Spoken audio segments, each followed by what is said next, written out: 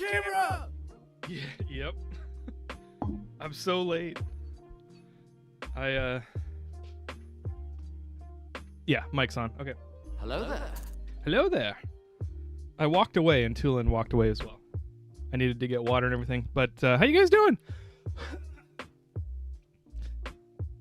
Welcome, Maybite Beat. New crackbot is great. Thank you. I wrote it myself. I got tired of trying to make... I did some development and I wrote a pub sub like pull or I guess callback server, push server, so that YouTube is supposed to notify me when streams go live.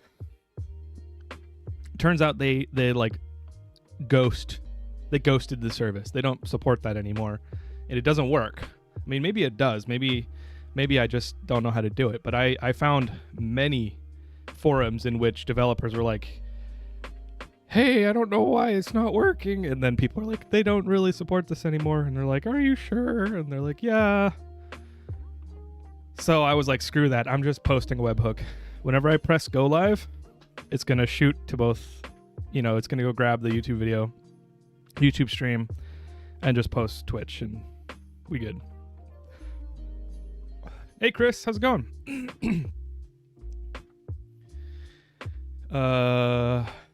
Cat. How did I forget Twitch has a built-in stream timer? Does it?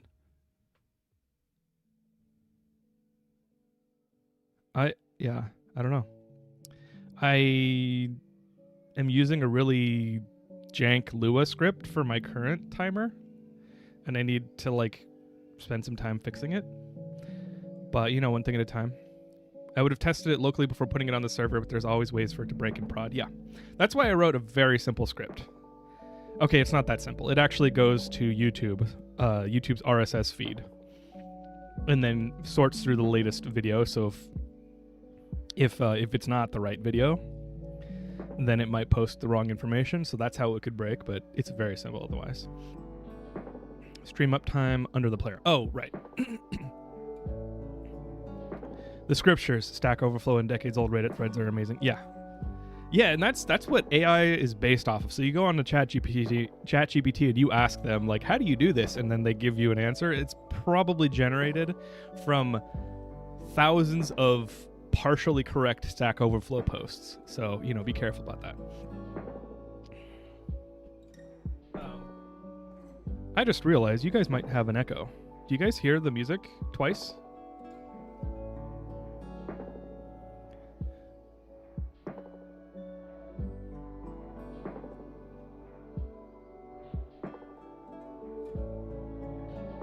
Probably not. I have, you can't see it. Off screen, I've got speakers that I had on. So, how are you guys doing? Kind of? Okay. Oh, I think it's an effect. Yeah, it's off now. I turned it off. You're good? Sweet. I'm tired. I had a lot going on this week. I had work, which was a lot, and I worked late multiple times because I'm trying to solve specific problems. I just realized YouTube chat isn't showing up. So if anybody is chatting on YouTube, no, I can see chat, but it's not appearing here. There's nobody yet. Okay, we're good. Okay. I'm worried that things are broken because I've got some more work to do. What was I talking about? Right, work is busy. And then we got a new dishwasher, but then the dishwasher installer came, and nothing against him. He found that the last owners of the place we live in didn't do it well, which I know nobody cares about dishwasher installation, but I'm going to go into it because my brain has been obsessively problem solving for the last 2.5 days. So when you install a dishwasher, there's this thing called a drain hose. You got the water in, which is hot water. So you got your hot water connect, and then you have a drain hose that goes into your sink. So you have your sink, and then you have your dishwasher, And your dishwasher drains into your sink. And the way it does that is this thing either called an air gap, which is like a little spigot that you like hook into, and there's an air gap so that the water pressure can like equalize, and then it basically just dribbles in down through a second spigot into your sink drain pipe. I've probably lost all of you. There's the air gap, or it goes straight into your sink drain, right? The last people drilled a hole in the floor and ran it underneath the crawl space. So like if you know anything about like water pressure, like the taller your water like depth is, the worse it is, the more work you have to do. They ran it underneath the house, so it's like now 6 feet difference between the place in the dishwasher where the water comes out. I guess it wasn't 6 feet, it was like 3 feet, but which is what, a meter, 3/4 of a meter. And then it goes all the way under the sink, and they drilled it up through and then put it in the sink. And I was like, how did that work? How did that work? So I installed the other one, and I was like, let's just try it. And it didn't work. And okay, I'm skipping over bits because like they use non-standard tubes, like drain tubes. So like I had to go to the hardware store and find like, you know, barb fittings. The Wolf, thank you for the resub. 18 months. That's a lot for at tier 2 too. Thank you, I appreciate it. Hello there, Clockwork. I'm ranting about dishwasher installation. They weren't cooking with gas. They were cooking with avocado oil. Hey, avocado oil is pretty good, like, to, like, cook in. But if they're burning the avocado oil, then yeah, that's probably a bad idea. But, so I went to the store, like, the day one of installation, because I was doing this after work. I go to the store. I look for all these fittings, because I got a tube that's this size, and I got a tube that's this size, and I need a reducer valve, or a reducer fitting. So I can stick two things together and they won't leak, you know, and you can get a little wrappy thing that like you tighten with a screw and everything's good. But I couldn't find that. And so I was like trying to jury rig all kinds of shit up. Anyway, I got it. I finally like I just got a replacement hose. I was like, fuck this. Hello there. And then don't get me started dishwashers. It's yes.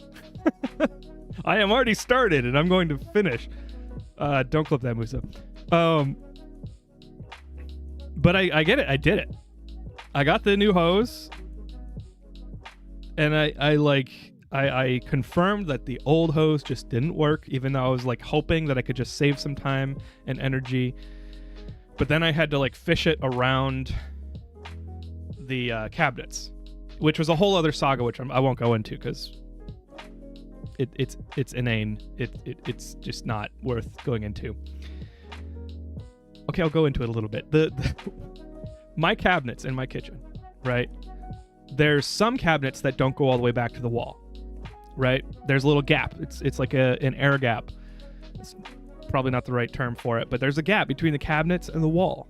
You know, the counter goes over the cabinets, but the cabinet itself, the back wall, doesn't touch the actual wall.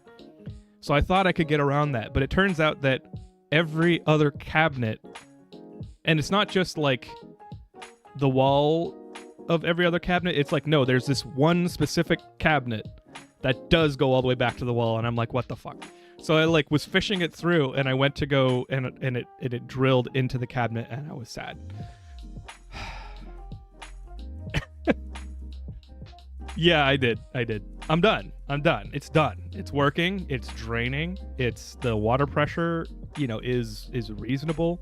There, you know, the drain, the pump pressure that the dishwasher has to go through is very reasonable and within spec, and we're good. What's in the cabinet? Baking tins and baking like casserole dishes and stuff. So like it wasn't a problem. But now we got like a half-inch outer or I guess it was 3/4 outer diameter drain hose going through the very back corner of it, which I guess I'm gonna put some like flashing or something over it so that it hides it. But that was like the compromise. I was like, fuck it, I'm going through it.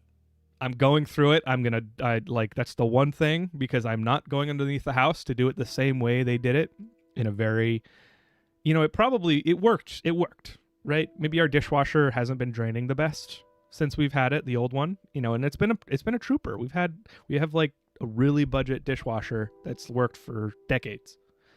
I don't want to say how many, but it's working. So yeah, and we had to put in an outlet too. Like it was a whole thing. Just a normal cabinet. It sounds like the builder got a cabinet that was ordered wrong and just said, fuck it. That's like, okay. I will, let me sum it up with this. The place we're in was flipped, meaning somebody bought it and it was a junker. Like I can go on the Washington real estate records, find my house, and the walls are like moldy through. Yeah, it's bad. So they did a really great job recovering the house from that. Everything else that they did was like half-assed in such an aggressive way. It's not funny. Like, they didn't seal the tub. They replaced the tub. So great, good for them. Thank you for replacing the tub. They didn't seal it. So the first time we took a bath, it like basically drained. Like, we were running it and we weren't right there, because who sits there and watches their tub fill? And so for like 2 minutes, the tub was draining into the void in the walls.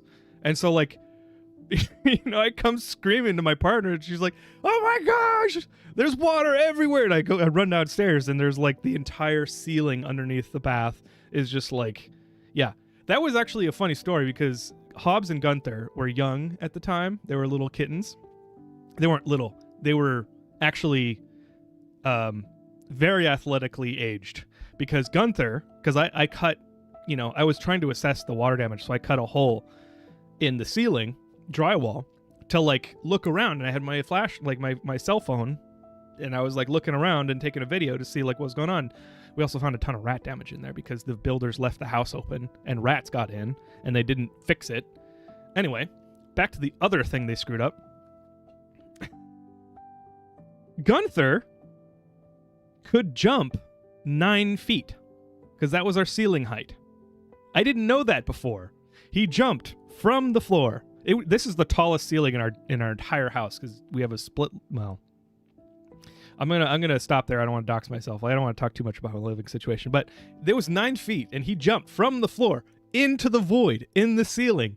And I had to grab his back legs, and I was like yanking him, and I felt so bad because cats are not sturdy animals. They're like delicate, wiry little teeny tiny predators. So I was like grabbing his legs, and he was like trying to get into the void so he could go explore it, because he was one of the most adventurous cats that I've ever seen. And yeah, I thankfully got him because I didn't want him to get into like rat droppings or like just get stuck up there. But we got him down. But yeah, it was insane. We had tons of water damage. We had to replace like a ton of drywall. I had to like jury rig a space heater to that hole in the wall that I cut so that like, it would blow out. Oh, the wolf, thank you for the 15,000 bits. Thank you. That'll help pay for the dishwasher install. Like the literal 6 hours that I spent installing the dishwasher. I appreciate it. Thank you. It's good to see you, by the way. I hope you're doing well. It's okay that I haven't seen you in a while. I just hope you're doing well. Where's my water?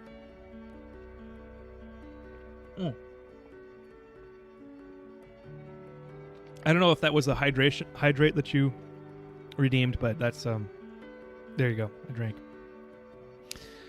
One of my cats did that when we were redoing the rooms. Yeah, it's not fun. Like, I'm very glad that we didn't have to like cut out multiple parts of the ceiling to try and get him out, or like put some kind of like shelf underneath so he could jump down at his own convenience, and then have him be super dirty and have to clean him and take him to the vet for vaccines and shit. Oh, that was a reference to losing your bathwater. Okay, cool.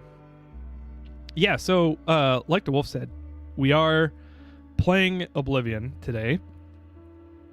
Everything's kind of getting harder because now that the Oblivion gates are around, and you guys saw that last time when I was fighting through Kvatch cleanup, it was just like 25 guys, and like I was dying over and over and over again.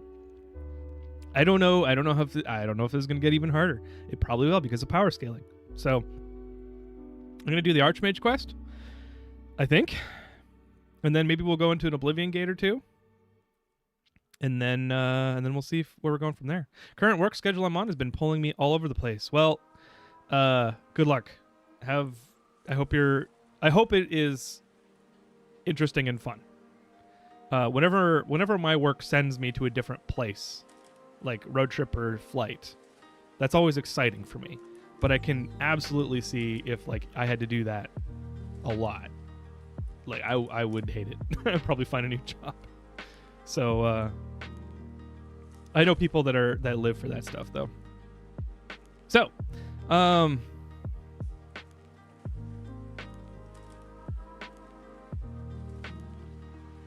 that's it. I'm gonna stop the rant there.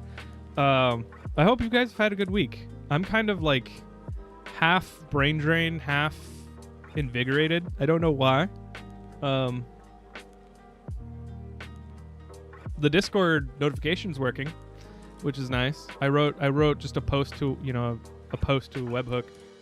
I got to figure out next step because now that I'm writing code for stream, which I've avoided as much as possible because I don't like writing outside of work, but I usually don't.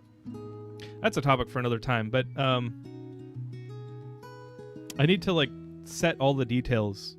I'm basically rebuilding the parts of Restream that I want.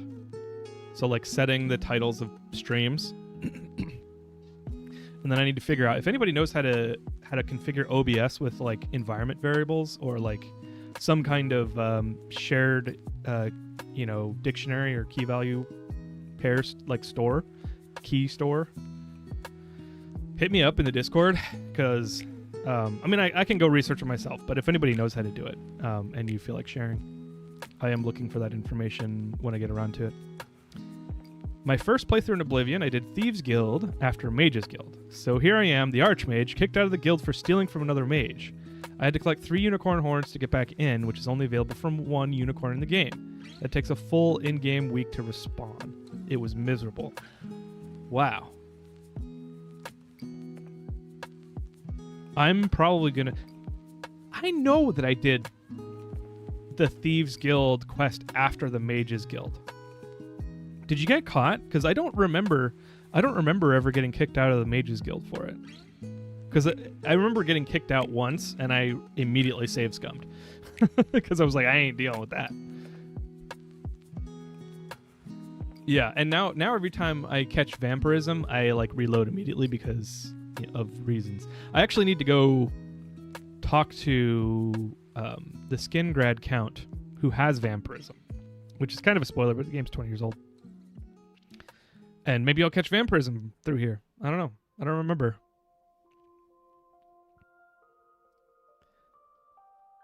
There's a mage that is seemingly in the middle of nowhere that is specifically there for a Thieves Guild quest. Oh. I wonder if you can cause, like, make them faint. I wish you could make them blind. I bet if I had, like, 75% or more chameleon, you might be able to get away with it. I don't know. We'll see. On that topic, I'm probably going to make a custom panel that would combine both chats so we can moderate them easier and a couple other stuff. But yes, nice. If you are going to host that, send me a link because I would totally use that in OBS. I'm not allowed to merge chats. I just found out that Twitch terms of service means that I can't mix. Like, they actually mention it. They say, don't give Twitch viewers a worse experience. But then they specifically call out using third-party services to combine chats, which I don't know why that would be a worse experience. But since they called it out directly, I can't merge. Hey, Titan Hunter, how's it going? I should... Yeah, there we go. Oh, okay. I tried to fix combined chat and restream for myself, but it's not showing it. So I'm just going to have YouTube chat up. So I see you, Titan. Why is YouTube chat so small? Because there's no great way to do YouTube chat. And what I did basically, do you know software like web development at all? I took the YouTube chat page. So I took the link for YouTube chat in the live stream, and then I applied a bunch of CSS to it to make all like the black background or the white background, the solid background, and made it disappear. So you can see I even did it poorly because like there's this little, I guess you can't see that, this line right here. That's the bottom of the chat window for YouTube. I still haven't fixed it. But yeah, I'm working on it. We'll get it. Don't know much about that? Okay. I basically used software development tools to make YouTube chat transparent except for the, what your comment is. So it's not perfect. And I need to work on it a bit, which I'll probably do this weekend. I got to help somebody move this weekend, so maybe I won't. We'll see. This weekend too. But not the person you're thinking of. Okay, so I think I will start ranting about dishwashers again if we don't get started, so why don't we do that? Yeah. Okay, so let's pause, and then we'll pop over.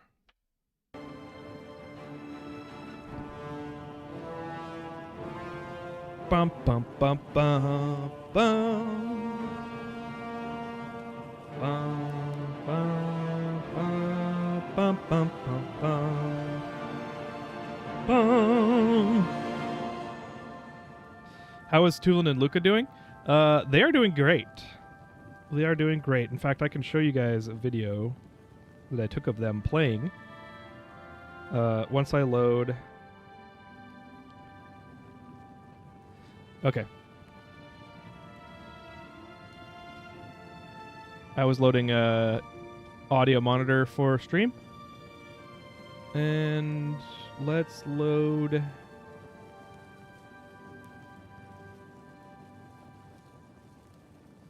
Ah, dang it.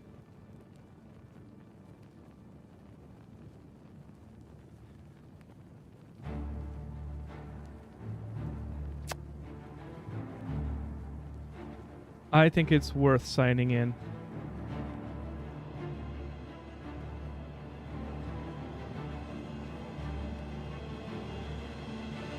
Bum bum bum bum bum bum bum bum bum bum bum bum bum bum bum. Bum, bum, bum.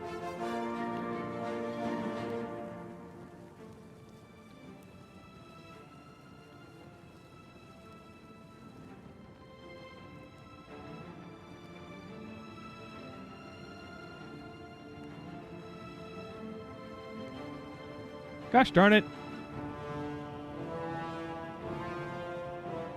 Google is going haywire. I did not like my OBS Google sign-in.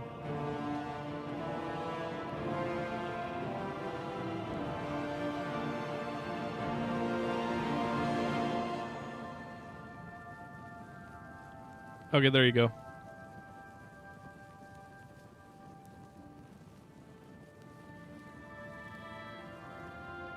They were playing like this for like an hour.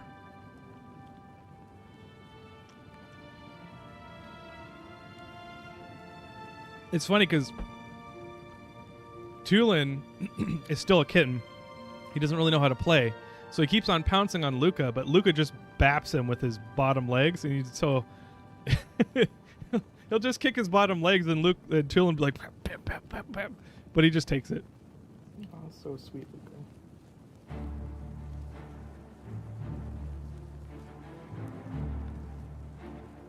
Get him, Tulin.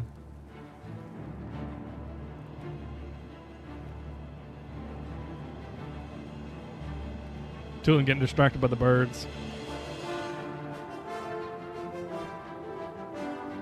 Yeah, so they're good.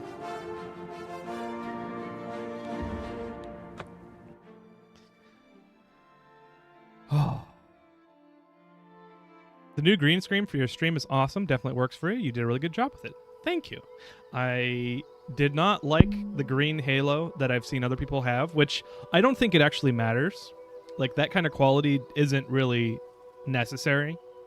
But I was like, I would like to, like, potentially use it. There was a bunch of reasons, but it's well lit, and that's the key. Is that one, have consistent green texture.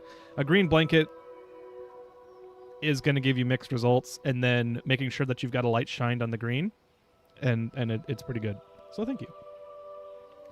I can spend a chunk of time complaining about American dishwashers and all the things that annoy me about them.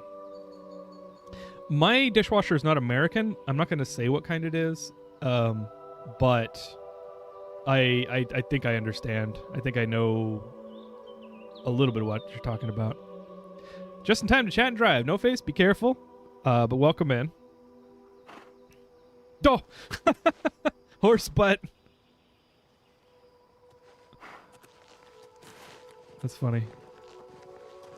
So, no face, I was complaining about dishwashers earlier. It took me 3 days of after work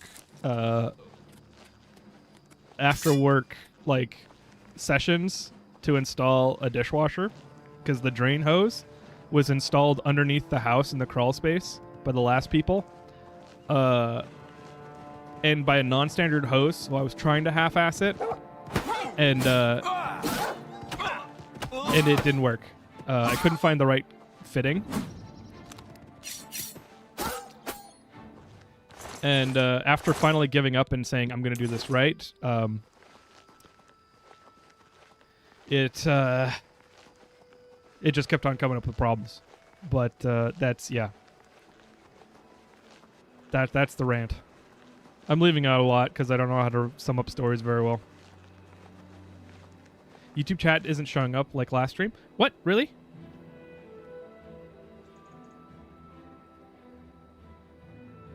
Okay, try now. Titan, go ahead and try now. It was hidden for some reason, so it should be good now. Always use your whole ass. Yeah, yep. You do always say that.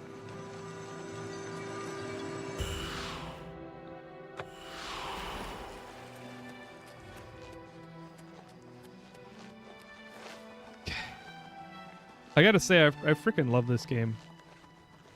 It's been very renewing to just chill out and play this.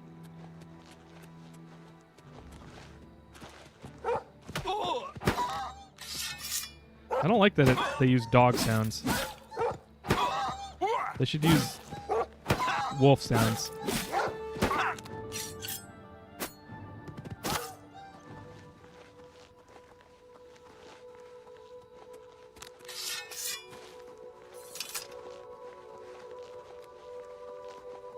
This game looks, honestly, incredibly different. I do not remember it looking this good. Like, the hills generally kind of feel the same. But the grass and the trees and the biodiversity, I guess, makes it feel so different. All right.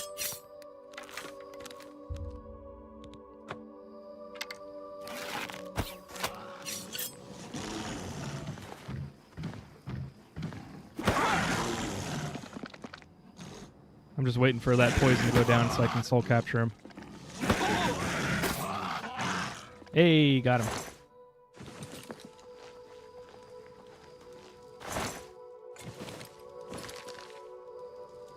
I noticed that you block an attack with your shield, you lose some stamina. Yes. That's the main, like, cost of... You, like, instead of losing health, you lose stamina. Which is why I have this... well, I guess I have Restore Fatigue on both potions. You know what? I can actually show you. Potion. So yeah, the potion here that I've got is damage, health, magic, and fire. Oh no, that's damage. Health, heal. Restore health, it restores both. And then restore magicka also restores both. Which is something you can do after you level up your alchemy.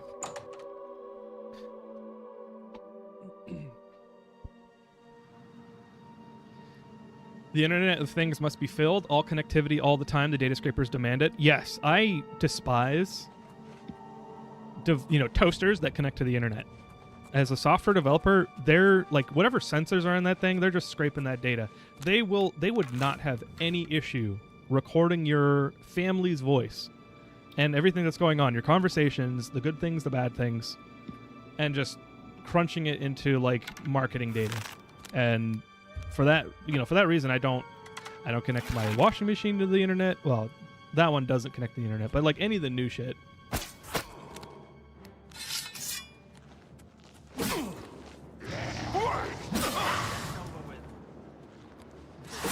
It's the bane. IoT is the bane of my existence. It's very cool in theory.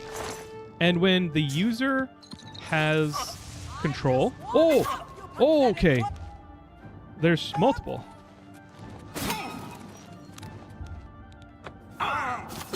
We just get a death potions on them. When the user's in control, it's very cool. But when it's basically just a spy device, it's not.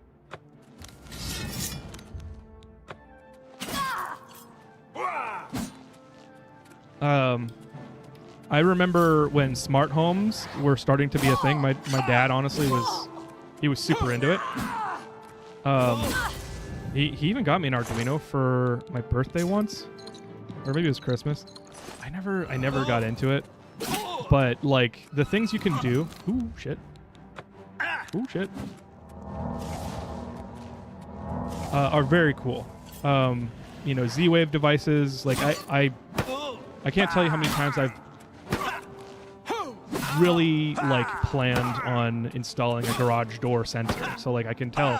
Basically, you can put sensors on every door and window in the house. I did not mean to disrobe him. Let's drop all of this shit because it's not worth.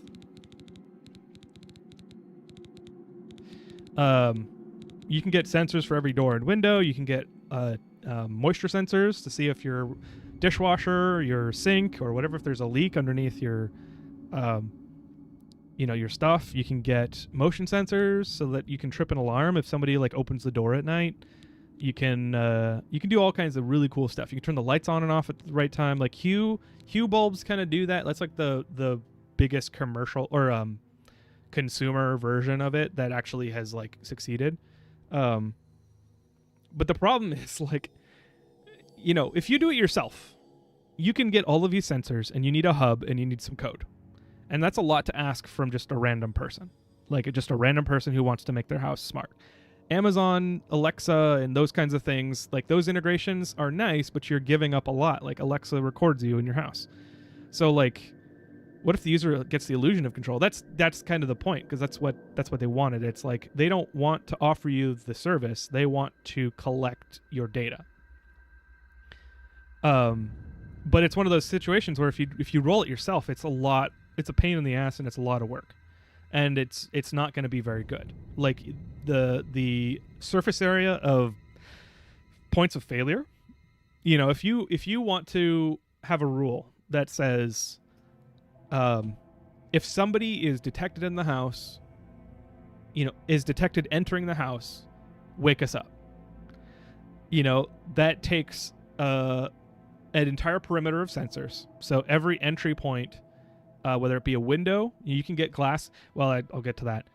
Whether it be a window or a door, and you have to check every single one of them. And so you have to have some kind of polling, which is normally how they do it, where each device checks in every once in a while, and if they sense something, they'll send a push to the hub. And then your hub will calculate that and be like, okay, this thing broke, or this thing tripped a sensor, do the alert. But that's like, well, okay. The point there is that if you've got 10 windows in your entire house, let's say just say 10 windows, 2 doors, that is 12 points of failure. So like all of them, either they could run out of battery, they could trip like false negatives, and so like suddenly you're dealing with like a system at scale, like system design at scale, and you have to build redundancy into it. You have to build a bunch of things. Like it's a whole ass product that you're now building yourself for yourself, and it's just a very I've seen far too many super exploitable security vulnerabilities that come as a result of don't really needing an internet connection. Yes, that too. And I feel like I'm going to go on a bigger tangent if I start talking about that, but yes, that's the other thing. So you're kind of screwed if you want to do it yourself, because it takes a lot, and you kind of have to, like, honestly, Dad, if you're watching this, I love you, but your systems were a pain in the ass. Because when they failed, it sucked, and when the alarm went off when it shouldn't have, and you did a great job of setting it up, but it's because of the number of failure points in a system like that, it woke everybody up, and it did it a lot, and it wasn't fun. The Matter standards, what's that? I am not.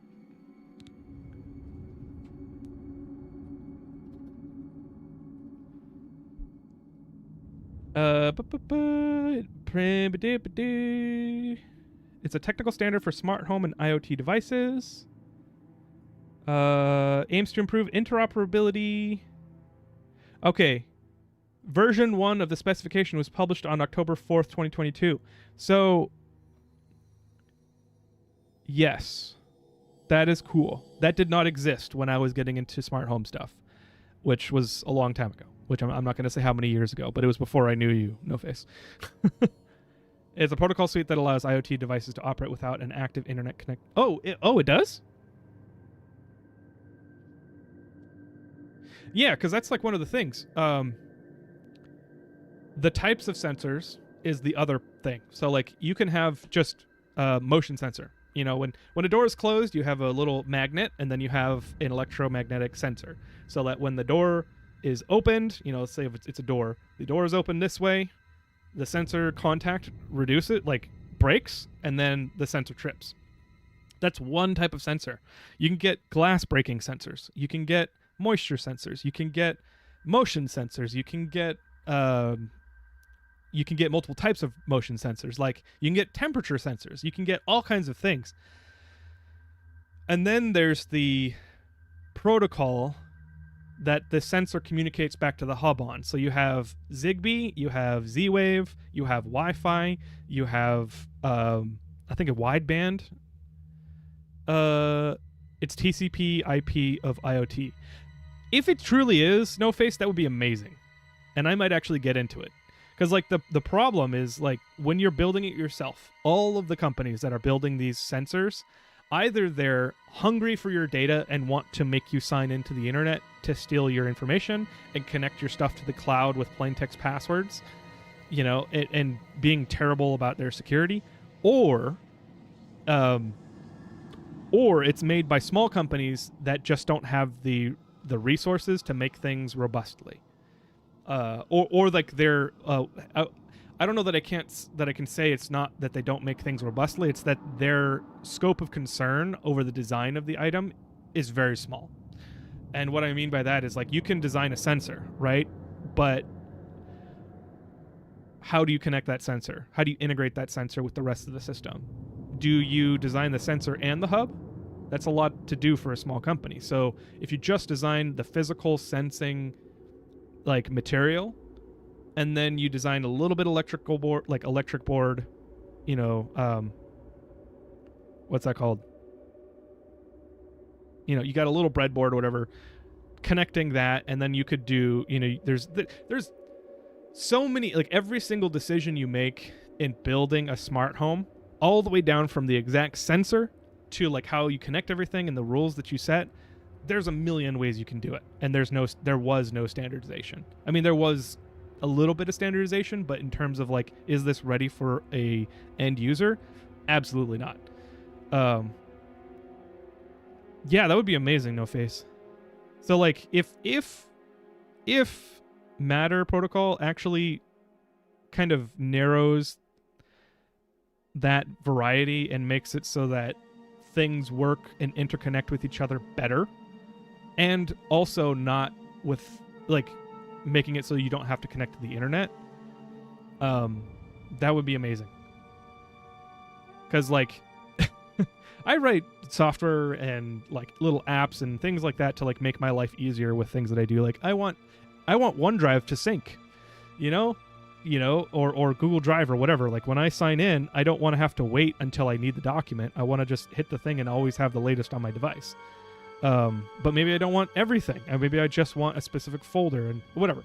I've written tools to like make that happen. It would be nice if I could just like write a little script to like make sure the lights turn on, you know, and or you know, turn the lights off on a very specific like time and logic.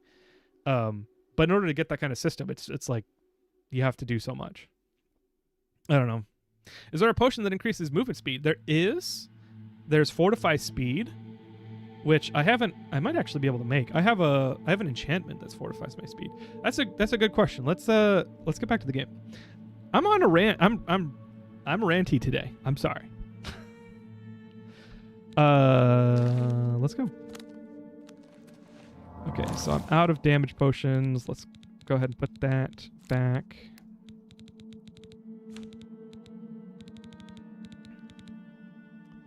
Do we want Fuck You Fire, Fuck You Frost, or Damage Health Silence Magic?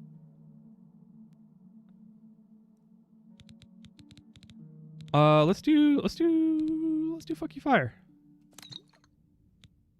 That one's an easy one to replace. Also, I don't feel like sneaking. So I'm just going to run around. Hopefully I don't regret this.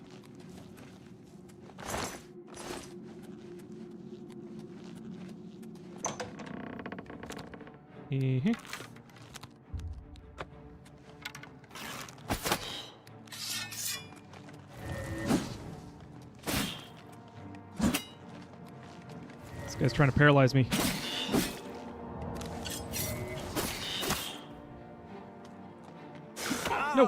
No, don't die. Damn it.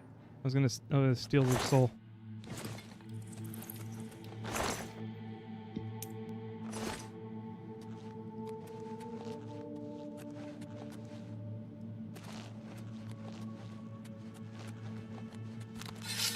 Okay.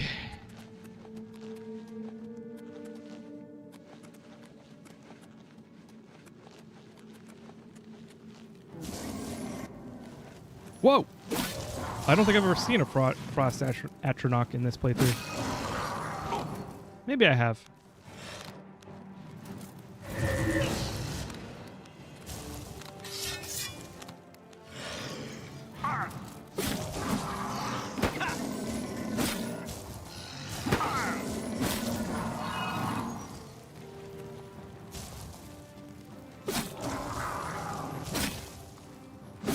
He must be out of mana.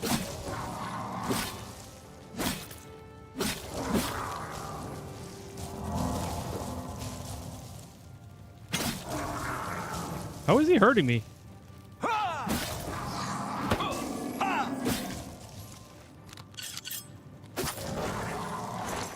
Got him. Captured a soul. Honestly, soul capture is kind of a very frightening thing. Must have been the wind, eh, George?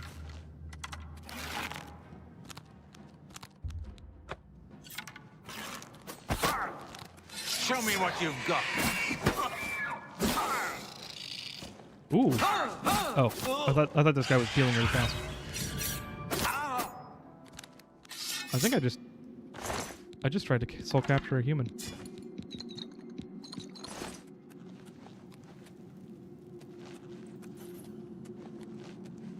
Spiky boy probably doing thorn damage. Oh,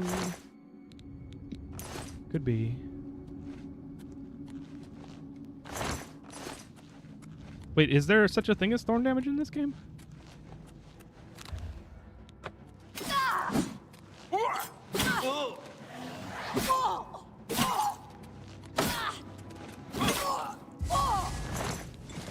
Oops. I accidentally took everything she had. Let's see, can I... Oh! Can I... Crap! Crap! Put it back!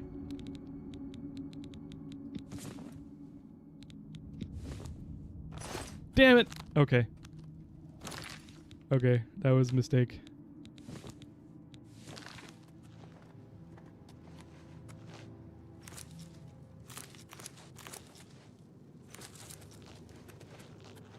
You were taking damage every hit, so maybe? I suppose so. Maybe, you know, on the bottom left, I bet if I looked back at stream, I'd be able to tell if I had an active spell on me.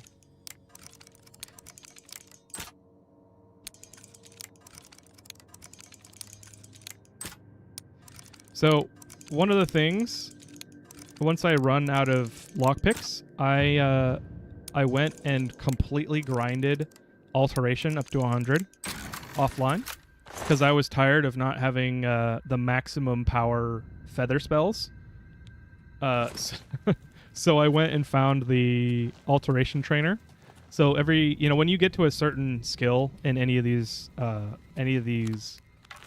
skills, like let's see, what's F1?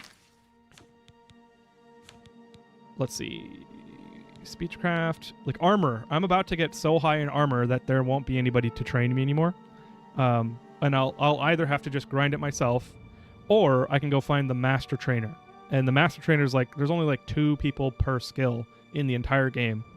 There might be skills where there's more, but for Alteration, there's only 2 people that people know of that can train up to master. And so I found an Argonian who could train me in Alteration all the way up to 100.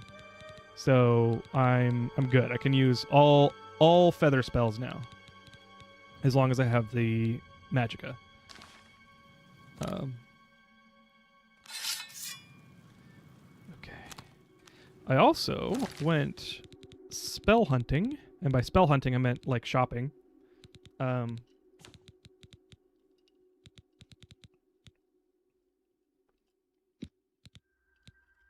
a lot of good spells. The thing about spells that you buy from like spell makers or like magic merchants is that they make spells a lot better than you can, and it's really annoying. So 110 fire damage for only 92, I'm pretty sure that's more than you can make. So that's pretty good.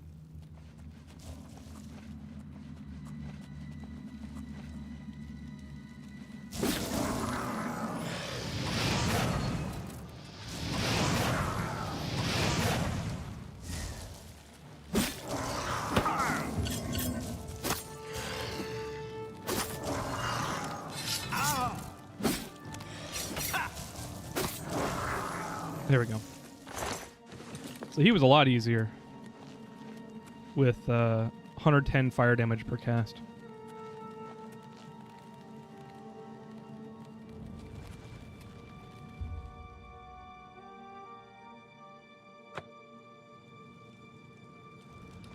What enemies?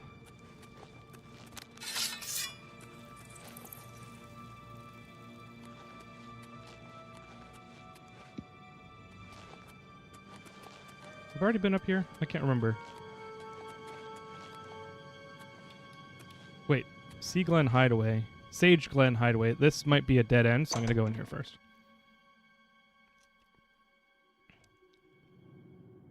Oh.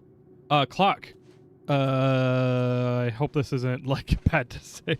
But you messaged me about Core Keeper, and, yeah, I haven't played it yet.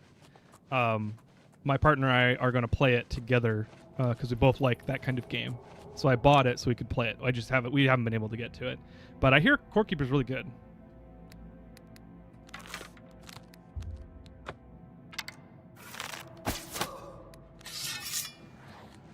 Is it good? Have you played it?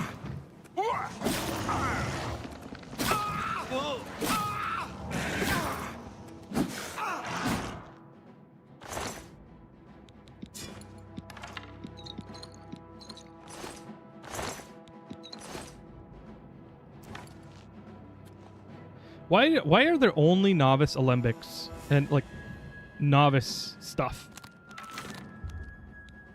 Like I've seen places to buy better alchemy gear, but like I've only ever found terrible alchemy gear.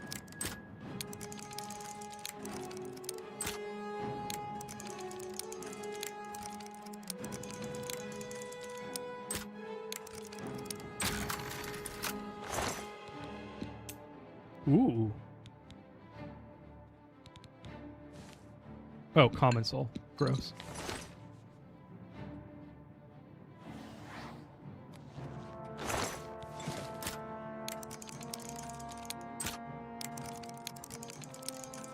I'm in the middle of a battle with the battle music, and I'm just click, click, click.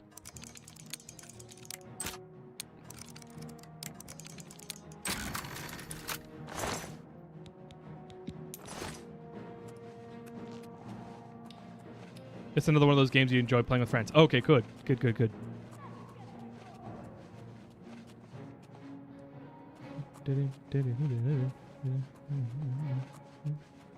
Wait. Can they not get to me right now? They must be able to hear me. But I'm in like the same instance, but a different like vertical. Funny. I guess I should have looked at the map. Oh well.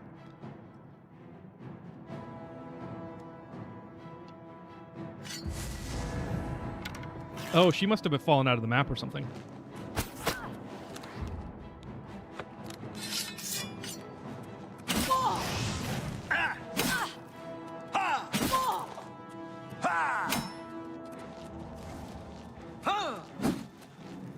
Get back here.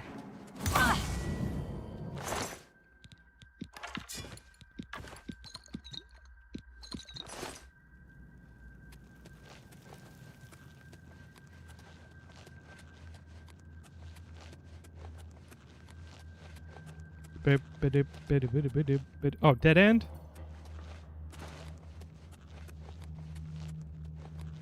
Certain parts of Core Keeper can get grindy, but it looks like one of the more recent updates drastically reduced the number of clicks needed for some repetitive activities. That is nice. That's good to know.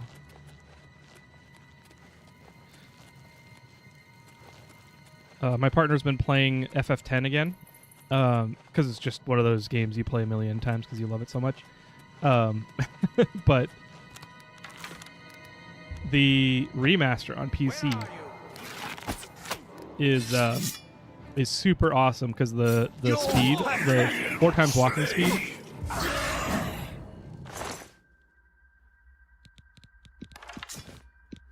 And it's making me want to kind of play it also because I played FF7 that way. And I remember doing the chocobo races in basically no time. You get the golden chocobo.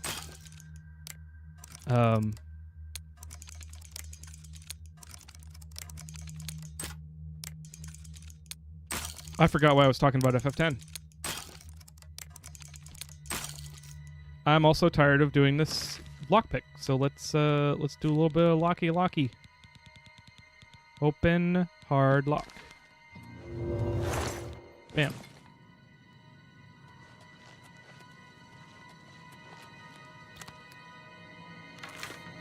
Farming used to be a personal nightmare, for example, but it looks like you can plant large patches of crops now instead of one at a time. That's good. That's good.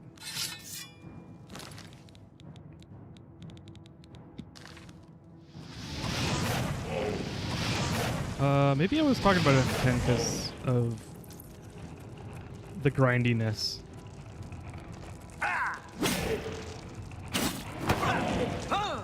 Still, I don't remember what I was going to say, so oh well.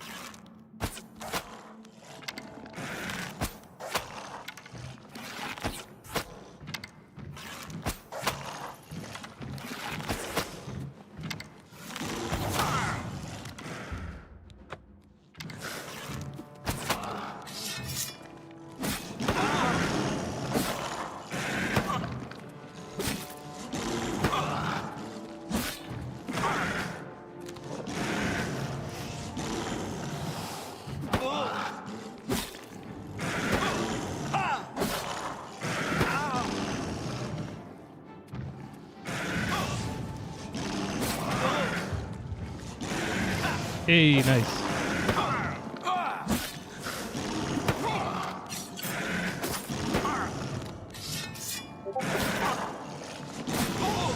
Whoa! Although, I can practice my light armor.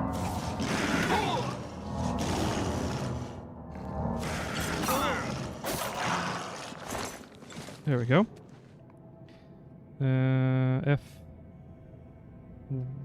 F2 is, yeah.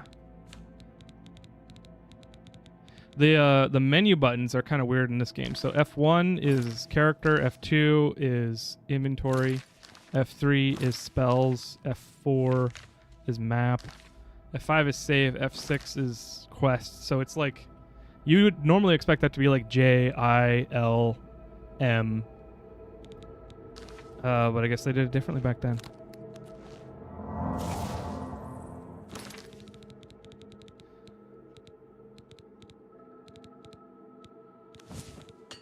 Farming used to be a personal nightmare, for example, but it looks like you can... Oh, wait. You already said that. Okay. I already read that. I mean...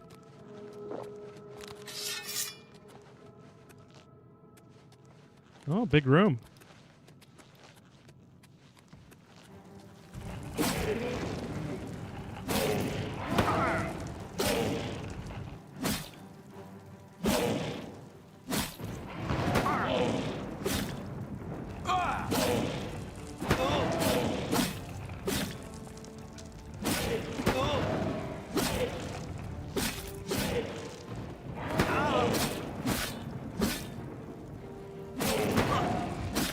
Actually working pretty well.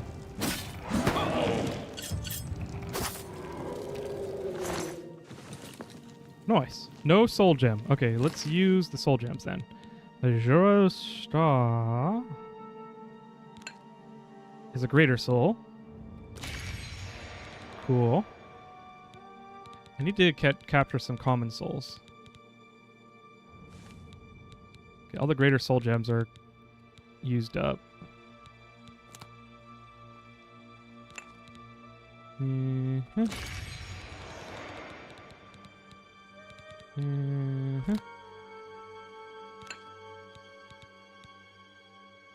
I really love this this soul capture knife. Oops, all souls. Oh, I love it. I was very happy about that name.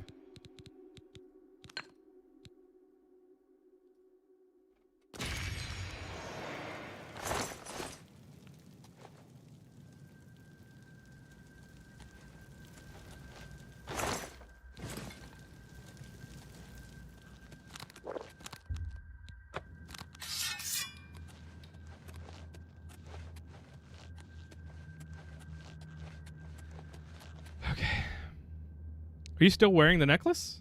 Which necklace? This necklace? Yeah. This one actually broke, and I finally fixed it. I wasn't wearing it for 6 months, but I finally got to fixing it. Honestly, this is like a memento of home. Like, my family is from Hawaii, and this is a puku shell necklace. But yeah, I always have one, and they always break after 2 years of wearing them. And so I decided to buy a necklace repair kit so I can just fix the ones that break.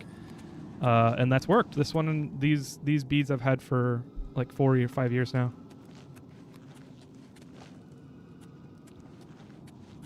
Also, sorry YouTube chat. I'm going to move you closer to the combined chat that isn't working right now so that I can actually see you.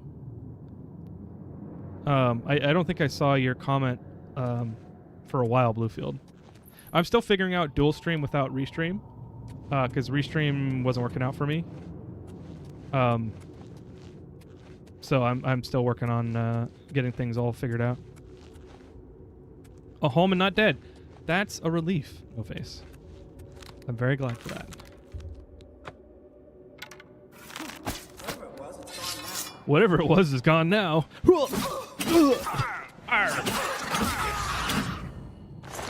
I love this game. I love this game because I love cheese. I'm lactose intolerant. My body is lactose intolerant, but I'm not. And I stole that joke from Raywin, which is No Face's partner. It's a really good one.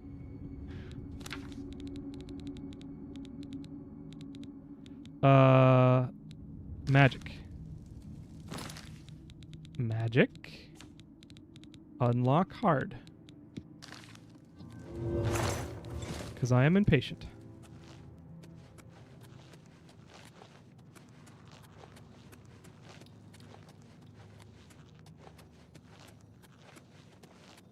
Okay, so this whole area is just kind of disappointing.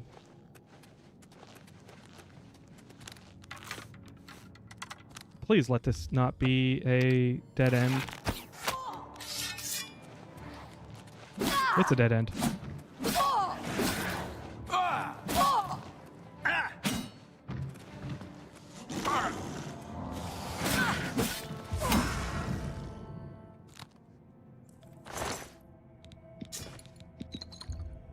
I'm basically bullying a coven of conjurers.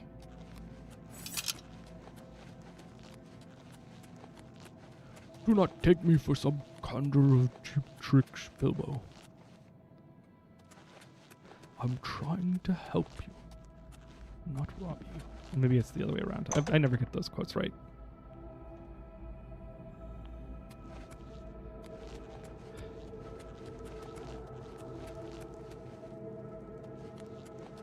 Okay. I like how I said I was going to do the Archmage quest, and then I immediately started wandering around and killing people. That is the quintessential Oblivion and just Elder Scrolls experience. Sorry, lady.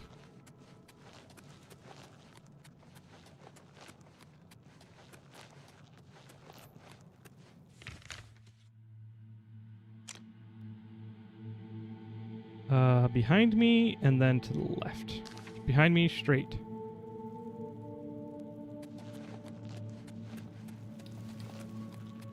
And then to the left.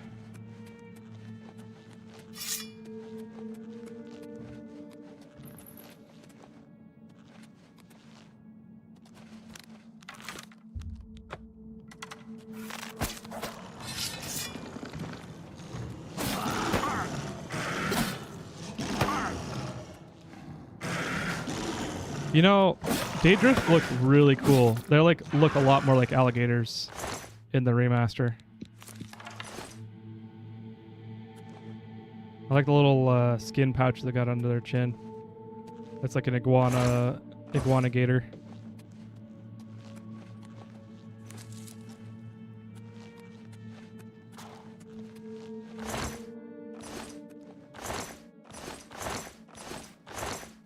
Okay. Random crappy containers. Let's get out of here.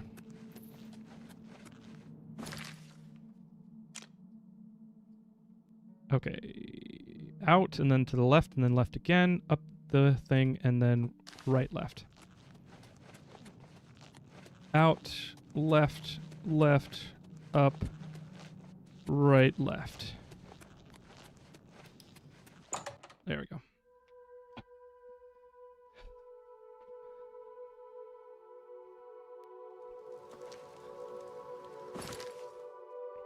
Okay, Mage's quest. I need the Mage's Guild quest. I need to go to Castle Skingrad. So let's do that.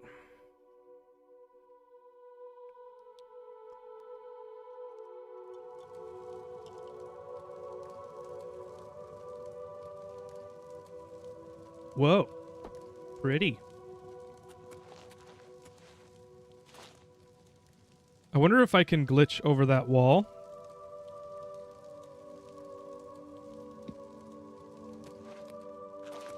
How could I have said that and then not tried? I can actually withstand like really high fall depth. Like I could fall a lot and not die. That's all I'm trying to say.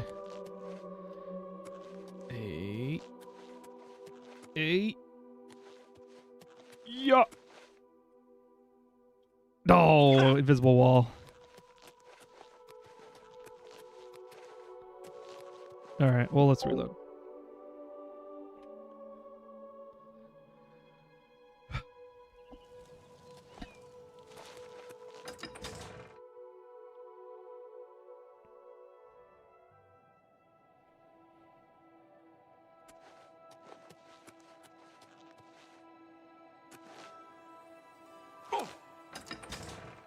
County Hall.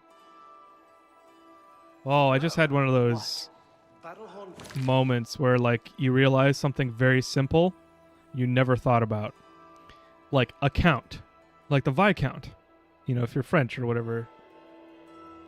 A count. Who is a noble, like, upper class person. Who holds some kind of power. Is the ruler of a county. Like, we have counties in the United States. Like, every state is broken up into counties. But they're more like regions. Or, you know, like prefectures in China, not China, Japan. I never thought of a count overseeing a county. Funny. Castle. Greetings. Coral is besieged by marauders. Yes, the Mages Guild, you say? Oh, the Count is quite aware of your presence here. He simply has no interest in granting you an audience at this time. Now that I've seen you myself, I can't say that I blame him. Nevertheless, I shall endeavor to change his mind on the subject. Return tomorrow. Perhaps he will see you then. Really? How goes it? Been better. How about you? Not bad. Have you What heard any if word about the other provinces? I just went up and saw him. I understand Daedra worship has become increasingly prevalent in the Somerset Isle. The Altmer. Dining hall. Lord's Manor. This is probably going to get me in trouble. I already saved.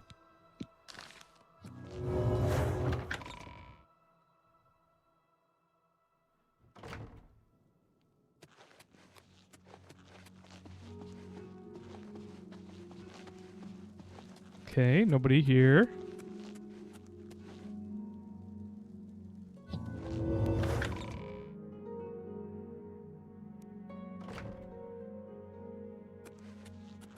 Get out of here! Okay.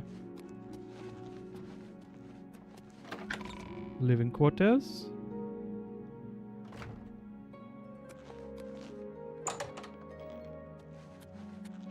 Oh, count. I don't think I've never actually done this. Like, I always waited for him.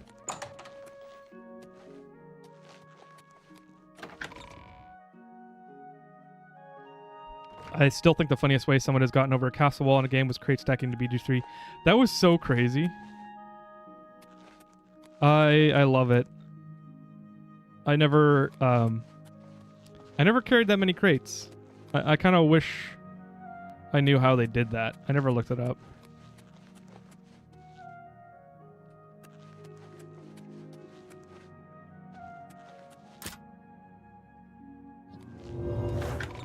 I'm kind of surprised that I'm just walking through here without getting in trouble. Tidings. Greetings. Greetings. Dinglebag. So I didn't get in trouble. I mean, what's my bounty? How are you? 0. So yeah, I didn't get in trouble. You? Not bad. Battlehorn Castle, near Coral, is besieged by marauders. We should go and see.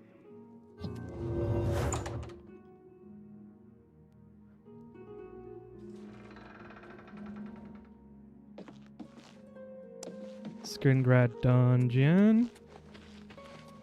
Hi I there. probably won't find him Greetings, until Brett. tomorrow.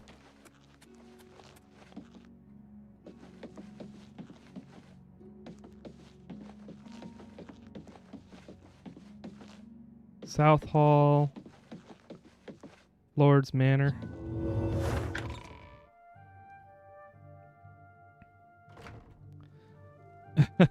I mean, the one dude said get out, and then you said, okay, what more needs to be done? Yeah, I mean, like, they didn't arrest me, so it was fine, right? Guide to Leowen.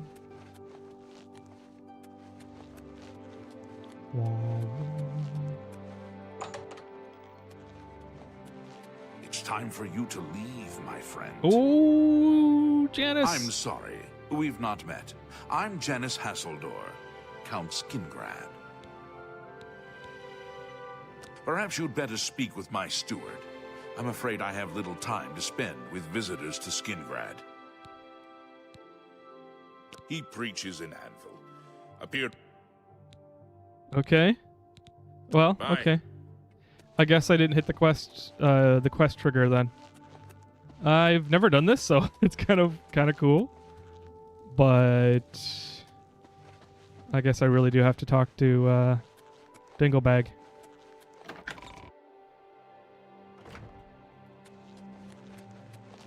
I think my personality and my fame is so high that they don't immediately. You're not supposed to be in here. What seems to be the problem? We'll see. Nothing seems to be the problem, sir.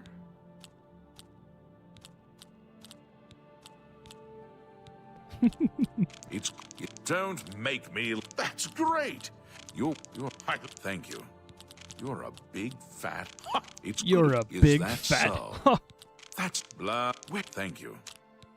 Blah. You can't scare me. Where'd you get that?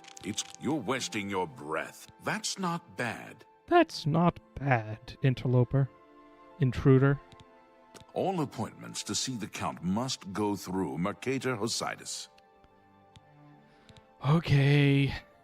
You have something you want to tell me about that nutcase? Suit your... Bye. Bye. I'm very surprised I'm not getting in trouble, actually, honestly. I also... Has a day passed yet? Then, as I told... No, no!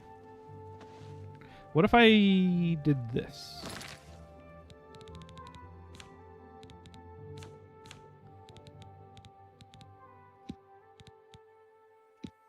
Conversationalism. That's a spell I made. Has a day passed yet? Then, as... All right, I'm doing the Skyrim thing.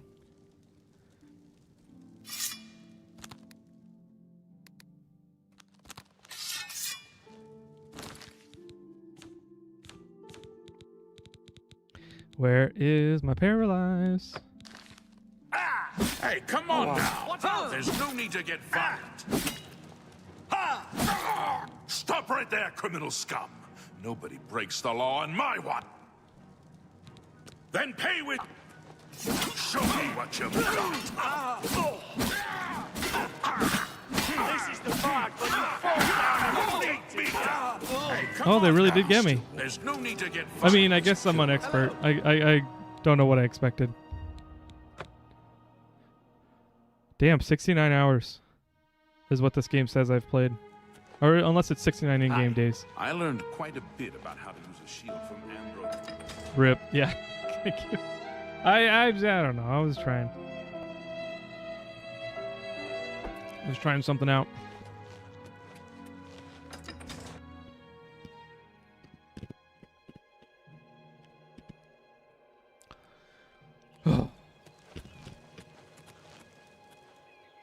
If this doesn't kill me, I'm going to be... Okay, that's, I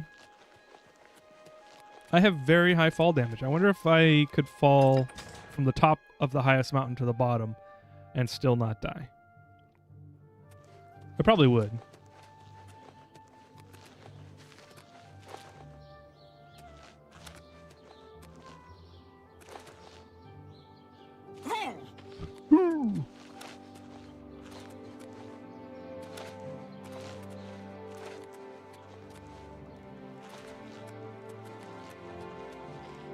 All right, Glarther. Oh wait, is Sindarian in Skingrad? Hi there. Hi there. Have pity on Sindarian is the guy that knows about Nirnroot.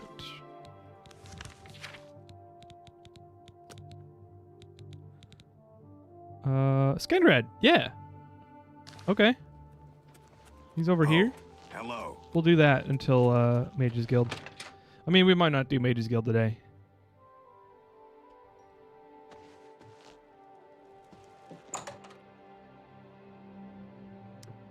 Do do do do do do do do do do do do do do.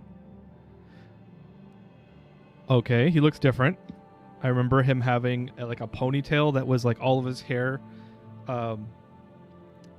like what's that called? Tied at the top of his head so that he had kind of like a cone head. This is different Sindarian. So, you've brought something for me to examine. How did you know? Also, your eyes are super red, dude. You need to lay off the green. Holy. Please, go on. Holy cannoli. Yes, this is a genuine Nirnroot sample. Very nice quality, in fact. That gives me an idea. Since you already know what they look like, do you feel up to a bit of a collecting expedition? Sure. Excellent. But before you go, you're going to need to learn a bit more about Nirnroot. Otherwise, you may walk in circles and never find any. Okay. A few years ago, an adventurer not unlike yourself sold me a musty old tome containing alchemical formulas. Most of them were worthless.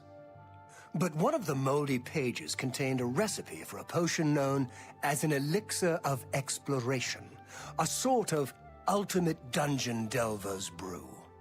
The formula looked sound, except it required an extremely rare ingredient. Yes, you guessed it, the Nirnroot. I put the book aside because, frankly, I had so many other delicate experiments going on that I just didn't have the time to go plant hunting. Now that you're here, that changes things. Okay. The Elixir of Exploration is a multi-purpose potion that was obviously created with the Dungeon Explorer in mind. The formula describes many magnitudes of the brew. You bring me 10 samples of Nirnroot, and I'll make the elixir available to you at a huge discount, as well as give you one for free. The best place for you to start would be Shade Leaf Copse, which is a part of the Great Forest northeast of here. Good luck, and Why wouldn't I just make it myself? how goes the training? Oh, I'm afraid that's not my area of expertise. Wonderful thing, wine. It's all about the balance. I'm sorry, what? Training, right. I'll make you a deal. You fetch me a bottle of each of the best wines from Skingrad, and I'll think about it. Both vineyards, Tamika's and Surly Brothers, vintage $3.99. Okay. Have a look around. You won't find better It'd be prices amazing if in I could just Old buy the Tamriel. wine from him and then give it to him. Oh, bother. Even Sindarian doesn't have master alchemy gear, which is sad and annoying.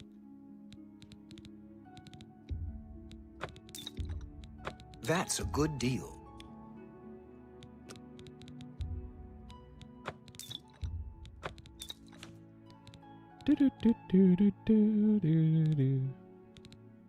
Thank you for your... I would... Be careful in Shade Leaf Copse. No telling what else resides there. How goes this... Have a look Let's at my wares. just I'm sure haggle there's with him a something to suit you. bunch. And then sell everything. Wow. Okay, can I go max?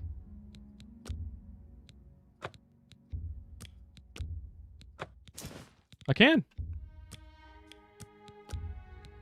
You got a great deal there. Okay. Staff of Paralysis, Hoarfrost Ruin. That's a good deal.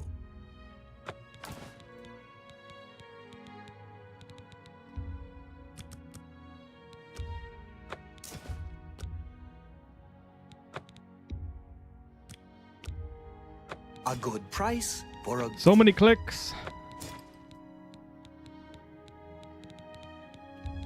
After all these years, they still didn't fix That's a good the deal. the number of clicks issue.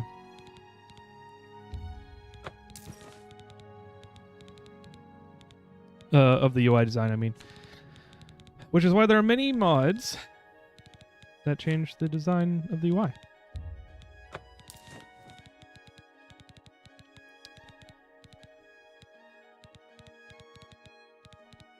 Okay, I think I'm good. 338 out of 500 is pretty Come good. back and see me.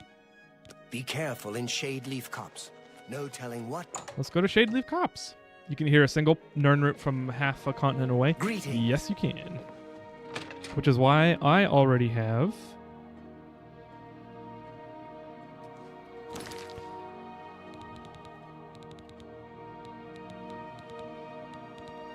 $13. Oh, he wants 10 samples. I already have 10. I thought I had 7 for some reason, which is why I was going to leave. Welcome back. How goes the search? Goes fine. If you need to know more, No. fantastic. Okay, there we You go. actually found 10 of the Nernroot. I'll begin making the elixir of exploration right away.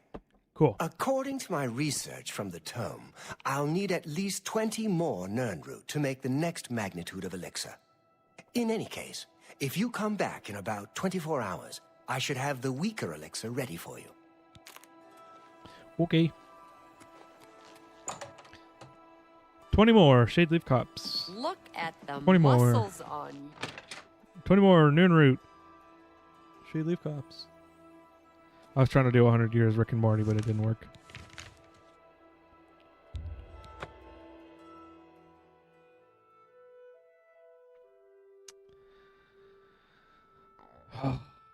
I'm so glad that the week is basically over.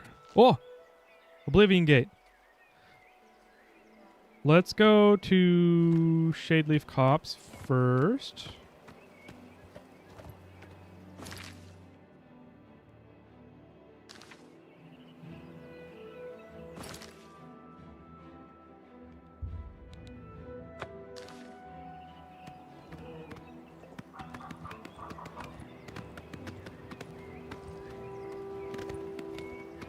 So slow. Honestly, I could practically run faster than this. So let's do that. Or probably. I don't actually know.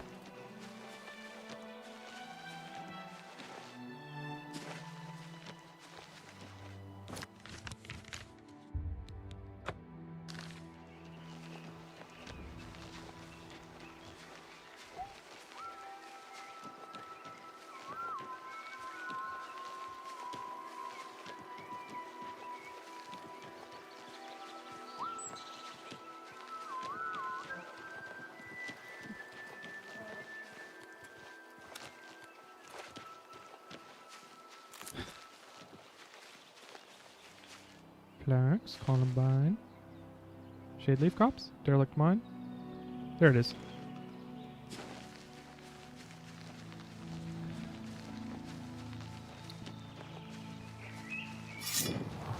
Oh.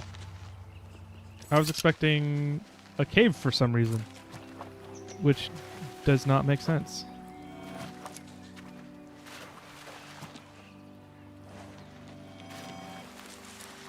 Yeah. Yeah. There's only 3 there.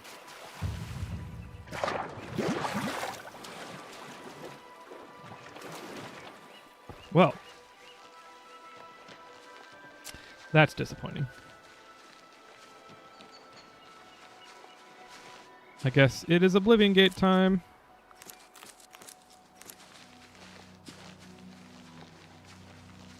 Let's grab the wellspring and then we'll jump in.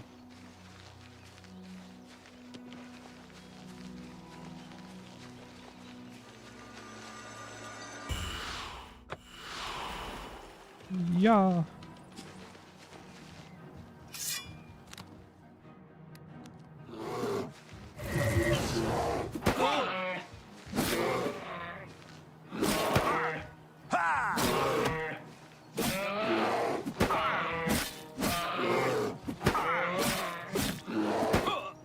I think a bear is common. Okay, yeah. Yeah, I have common gems. Although I do have a Azure Star.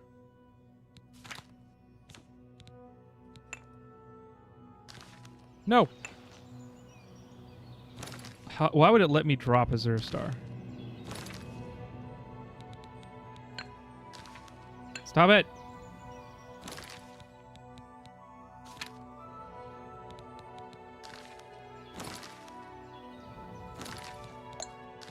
Oh my gosh. This stupid bug. This stupid frickin' bug. I hate this bug. Okay, good. Okay, there we go.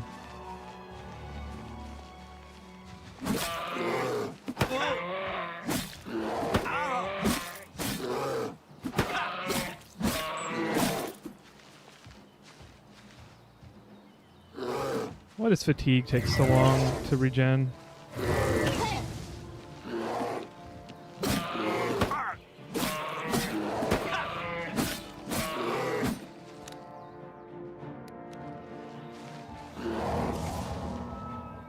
I should get a restore fatigue magicka spell.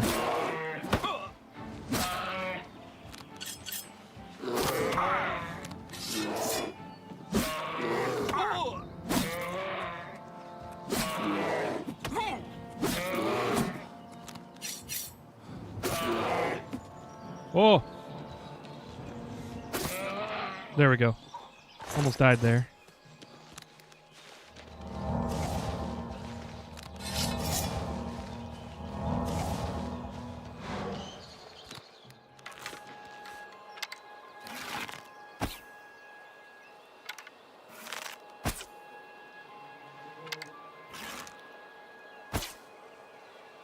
Gosh darn it. There we go.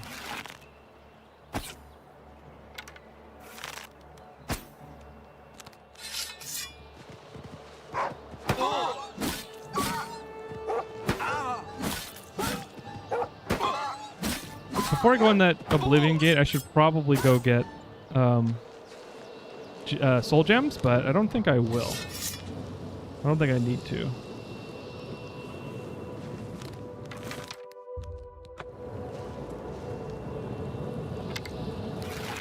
Whoa. Right next to Goblin Jim's cave.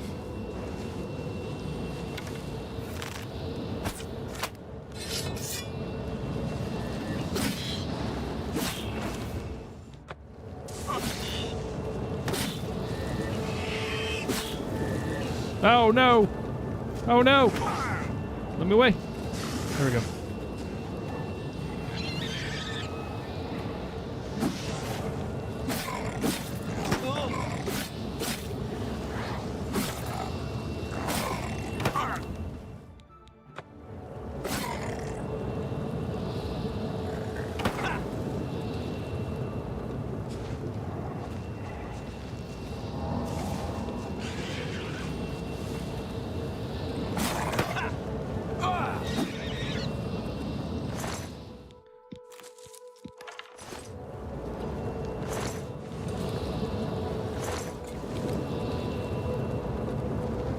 I wonder if I should go make a restore fatigue spell first.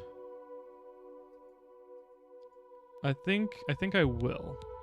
I don't even know if I can make a spell like that, but I think it would be worth having before I go into the gate.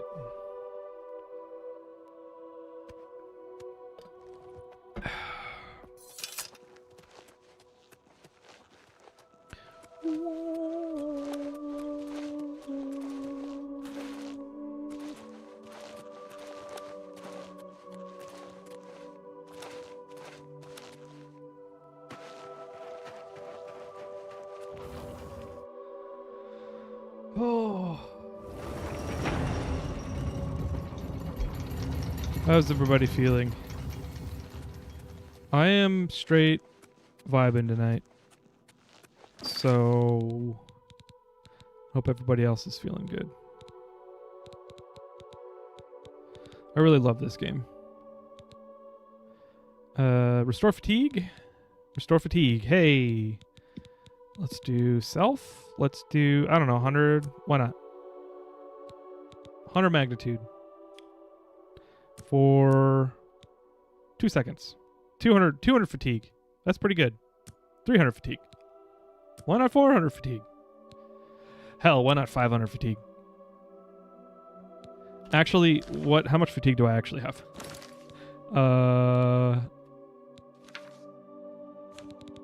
400.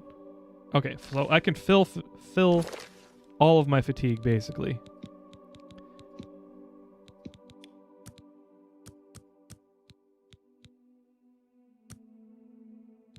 Well, if I have to do it for 4 seconds, what's 406 divided by 4? That's 102. So maybe divided by 5, which would be 86. No. 406 divided by 5 is 80, with 6 remaining. So 82 basically. So let's just make it 85 clean.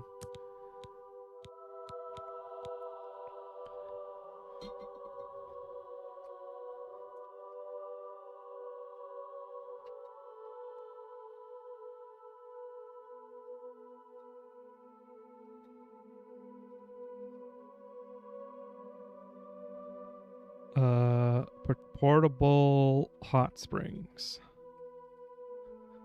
I don't know if hot springs actually restore your fatigue. But I'm gonna do it.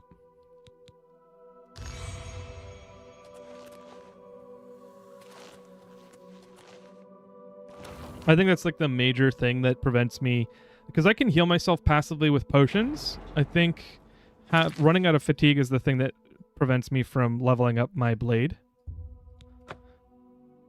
Restoring more than you have isn't necessarily a bad thing. It's an overtime spell. Yeah, I guess I should have stacked it a bit more. You know what? Let's reload before I quick saved.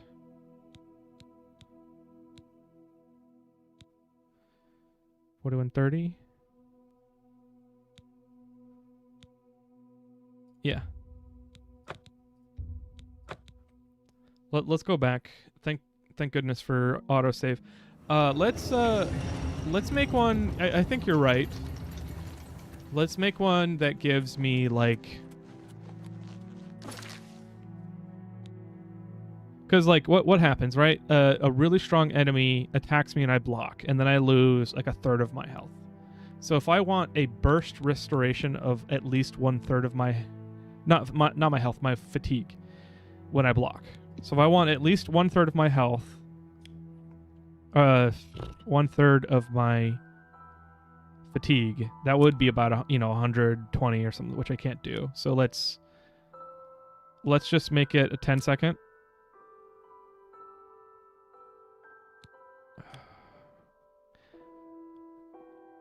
Well, how far can I go? If I make it 50 per second or 40 per second, then I can cast this along with health restoration and not be tapped of mana. And that's pretty good because that's 3 seconds to fill 4 seconds to fill half of my fatigue. Ish. Okay, 5 seconds. Okay, so that's not that good. Let's do 15 seconds for 75. Or maybe 80. That way half of my fatigue gets filled in 2.5 seconds.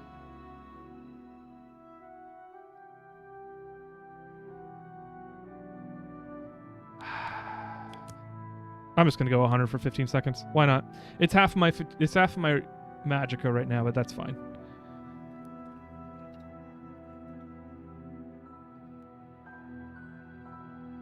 Big hot spring energy. I'm glad I went back just for that name.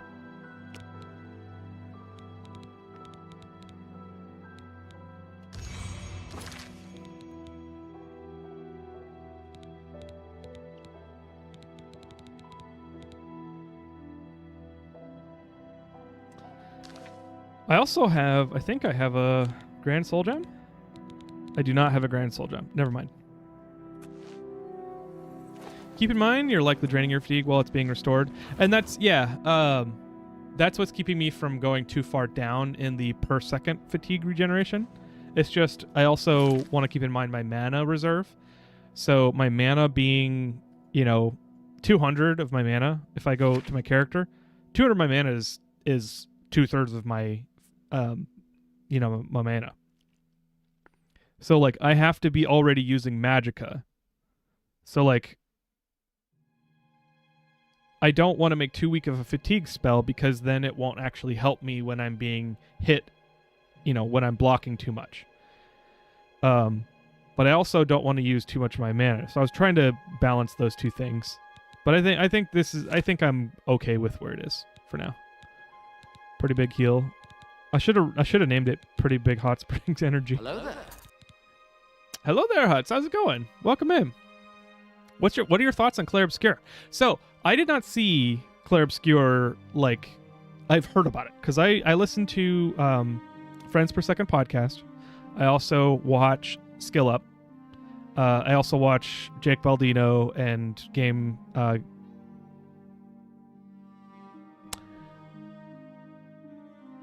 almost said Game Facts, but I don't remember. that's not the name.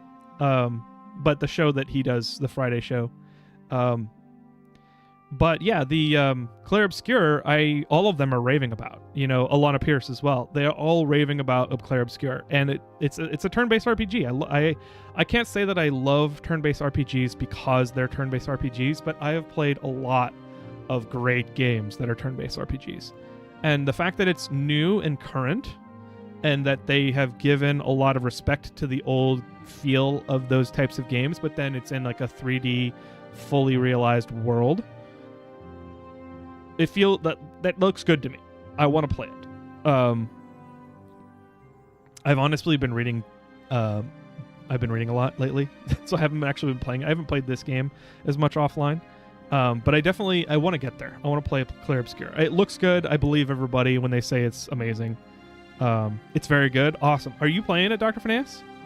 I'm diving back into Oblivion. Got further in Shivering Isles to see what the best armors are. Yes. Nice. Good to see you, Huts. You are playing it. Okay, cool. Yeah, that's good. That's good to know. I don't own it yet. I'm gonna get it. I don't know. Honestly, it's hard for me to start new games, if that makes sense. There's a bunch of reasons for that, but like I'm slowly getting over I better not play this, I'll save it for stream, but then I only stream 2 days out of the week, and so I don't actually get to playing it. But then if I do play it, I'm like, man, I'm enjoying this a lot. I wish I could share this with people. And then I like kind of stop playing, which has happened a couple times. Or oh, I'm really enjoying this, I should make a YouTube video about it. And then I don't play it, and then I don't make the YouTube video about it. It's a vicious cycle. But I think I'll probably play Clair Obscur offline.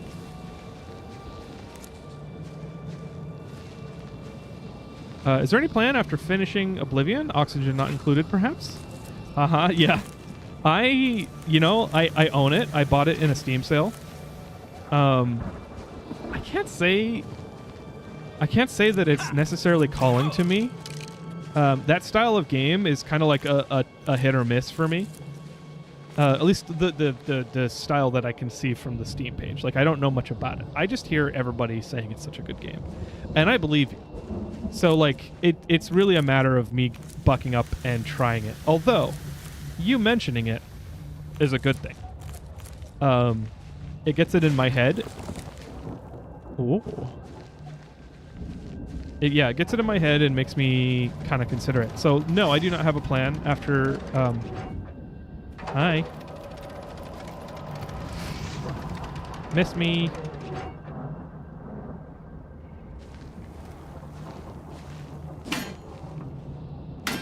Oh, I didn't know you could climb these.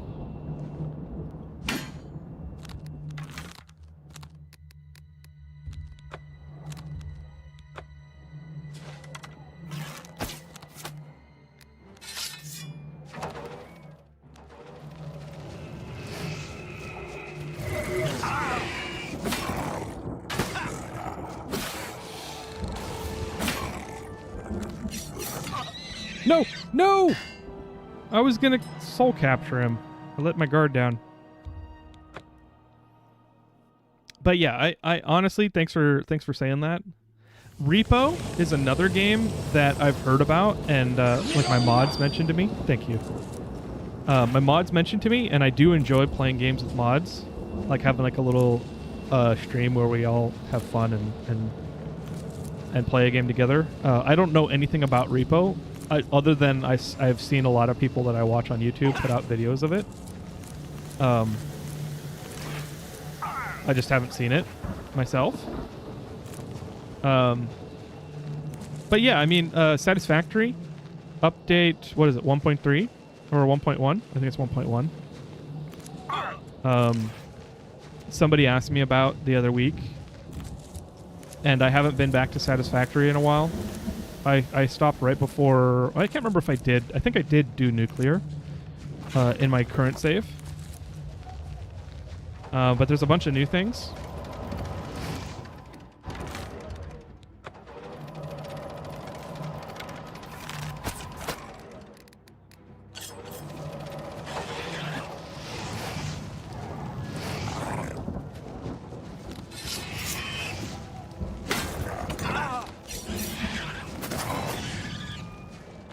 There we go.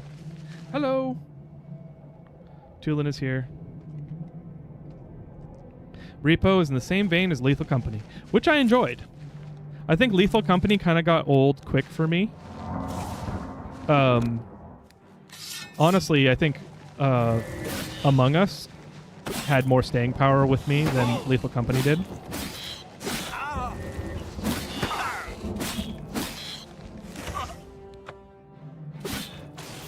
Damn it!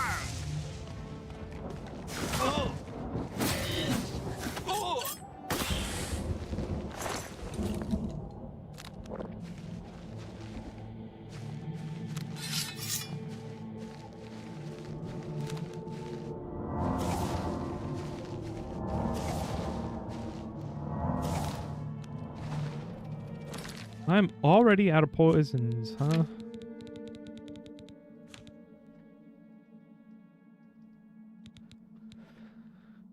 I guess it's fuck you frost time.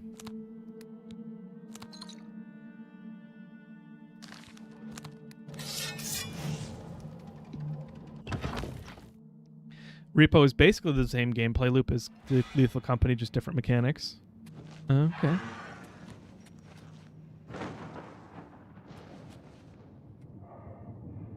2 damage for any further use.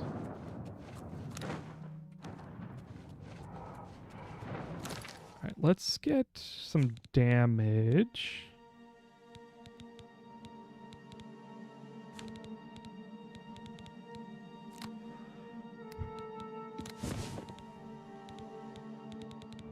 Oh, legendary soul trap. I don't have enough magicka. Okay.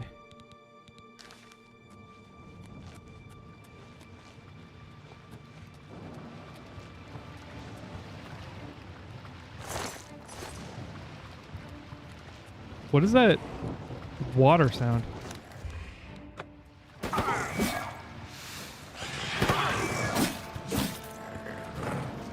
I think this is a good time for my new spell. Big hot spring energy.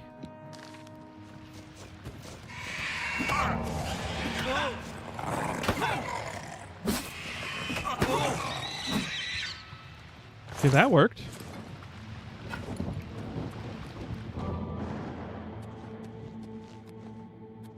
Is that it? Nothing else in here? Is there a lever or something that I need to press? Guess not. Ooh!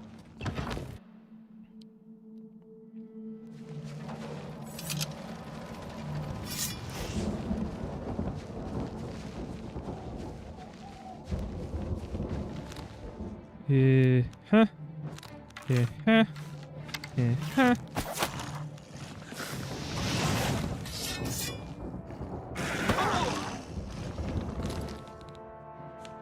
I probably need to equip big hot spring energy somewhere.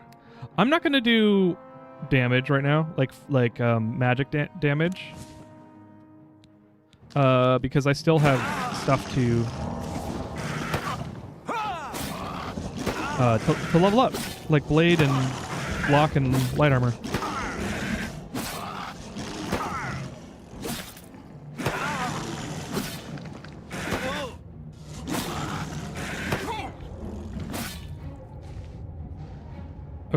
while he's down, let's recharge. We've got Azura's Star. It's a greater soul, so I'm kind of wasting a little bit, but that's fine.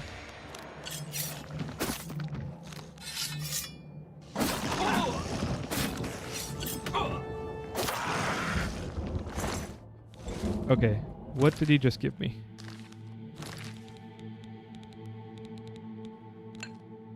A greater soul. Okay, cool. Perfect. Whoa, a cave.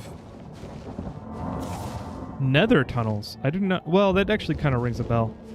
I do not remember much, though.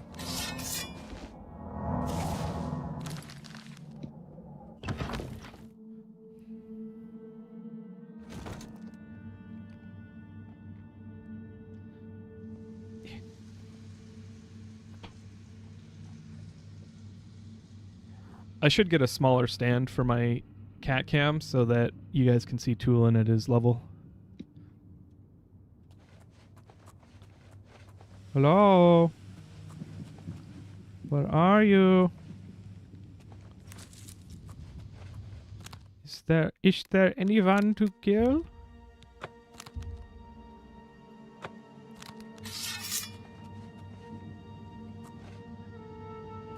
I am not very good at this tiptoeing thing. This tiptoeing business. Don't ask me what accent this is. This accent is one of mystery and mischief. No soul gem in my inventory. What? That's not true. Oh, greater soul gem. I just filled it with the Daedrith. I forgot. Oops. I already forget. Did you get the deluxe edition? Yes, I did. I wanted the DLC. And then I found out that you did not need the DLC, or you did not need the deluxe version to get the DLC. So I did not read it close enough.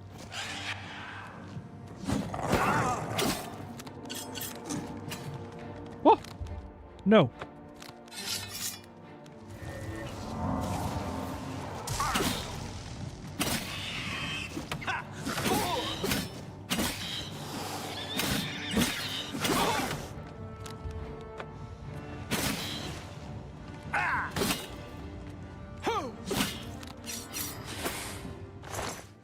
Dang it.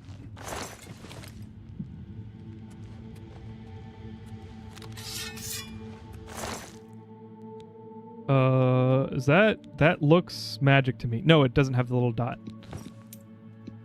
It looked redder than normal.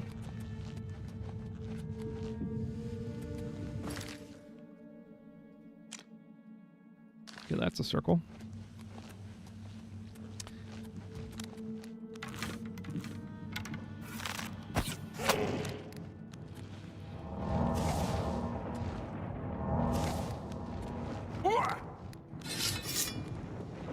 You know, I should practice unarmed.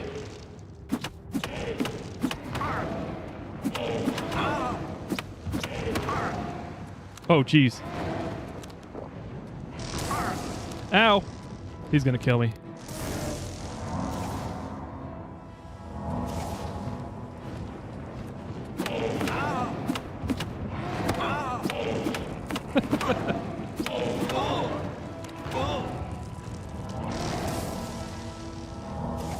He's stuck.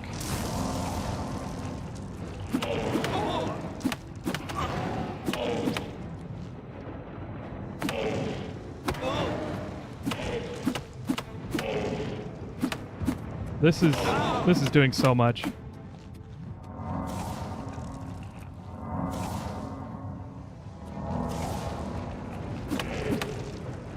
I did the same. The armor they get is pretty nice though. Nice. Yeah, I'm playing light armor this time, which I'm not regretting, but it's definitely like I've been trying to get full glass armor for a long time. I'm level 30. I'm basically level 30.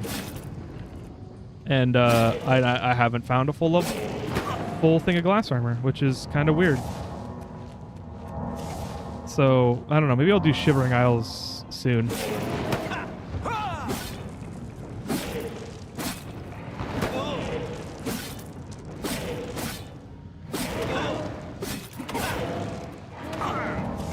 Wow, he reached me.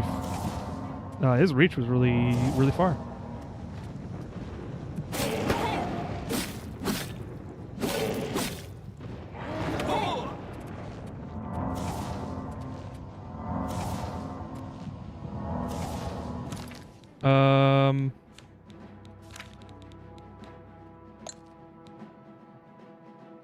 Okay, I don't really have anything to regen. But I've got a soul right in front of me. Might as well take advantage.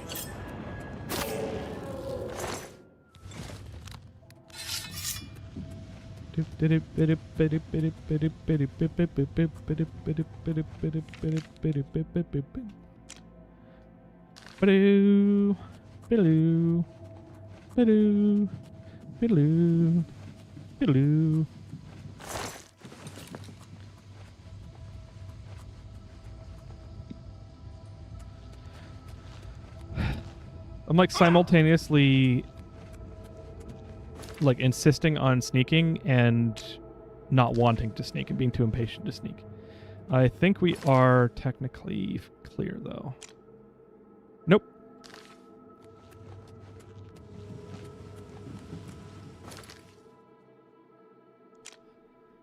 Okay, past and then to the right. There we go. Oblivion Cave. I definitely remember going in Oblivion Caves, but I definitely do not remember what's in them. Ah!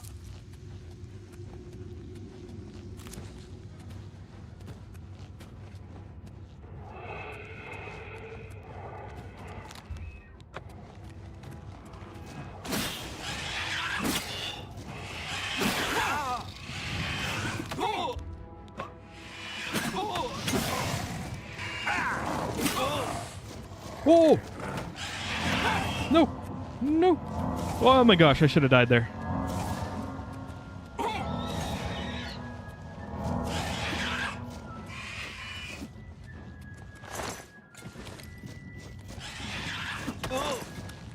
Who is it? Are you just like... No, you're Zavilias. Javilias. Where's your master? Where's a Daedrith? Every time I say Daedrith, it's like robot Daedrith. Daedroth. What do you guys say?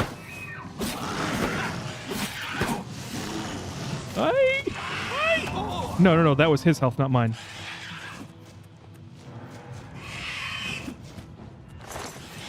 Oh, there he is. Found you.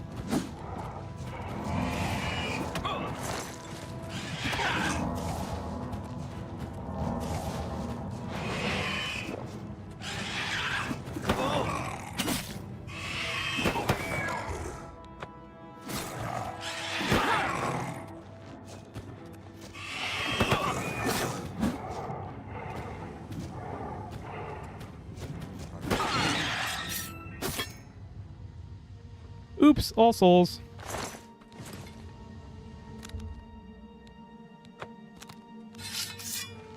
And I'm going to show this off because I'm really proud of this spell. And I'd never done it before, which is why I'm really proud of it. So if you've done it, just keep it to yourself. But my Oops All Souls is Soul Trap for 1 second. And then it's also got Drain Health on Strike for 75 points on 1 second. So if they have 75 points of health or less, and I hit them with this, then they just immediately get soul trapped. So I'm like skipping the end of their health bar. And I've considered making a more powerful version, but I've hit the limits, the ceiling of like how many charges you can get out of this kind of spell. So I would have to settle for less charges and more damage, which I might do because I don't capture souls that often. Is Glass the highest tier in the base game? The 2 DLC armors have both heavy and light armor variant. I'm not sure if it's good as the Shivering Isle armor. I think there's one above Glass, but I can't for the life of me remember what it is.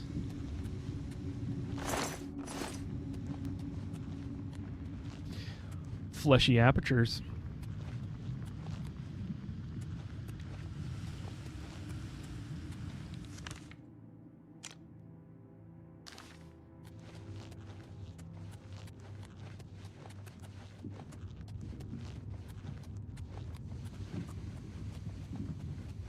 Hello. Somebody sees me.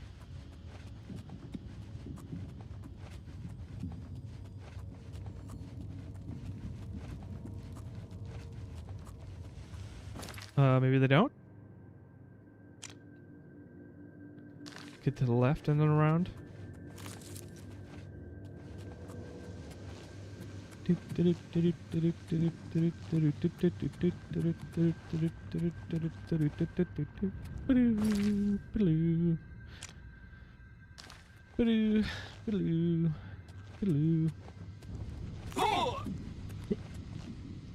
I don't know how people say two things at once. That's kind of amazing. It's like a magic trick. That's like throwing your voice. You guys know how to do that? I'm a little jealous of you, honestly. If you can do that.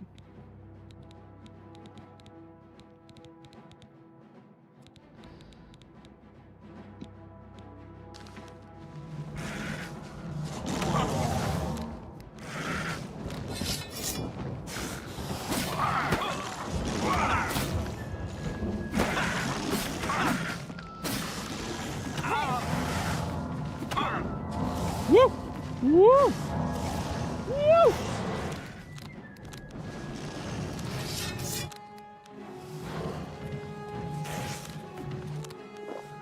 Big hot spring energy!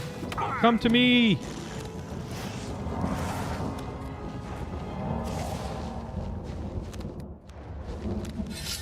Keep on unequipping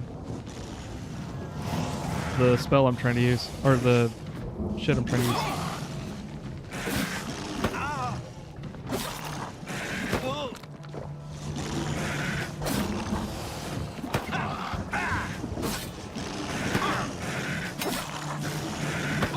Ooh, I'm almost an expert in Blade. That'd be nice.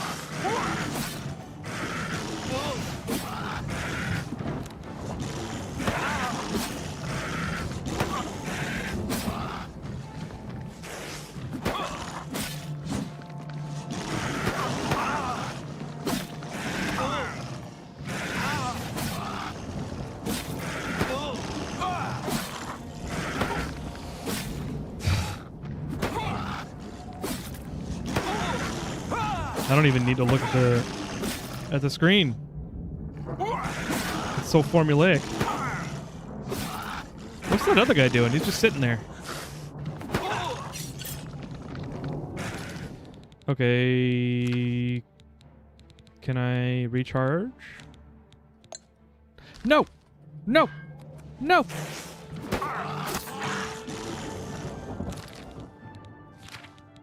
No! Azure Star?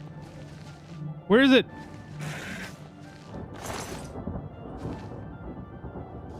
It fell through the game. You've got to be kidding me. Dude, I do not have time for you.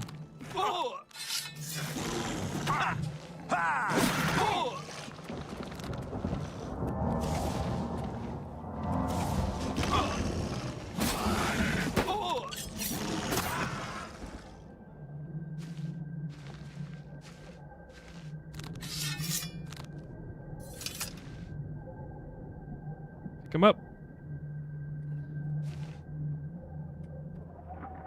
Too weak. I'm too weak. I'm too weak. There we go. There it is. Okay, good. I was gonna be pissed. I was gonna be pissed if I lost a star to some Bethesda ass bug. Okay, F5 and final. You know what?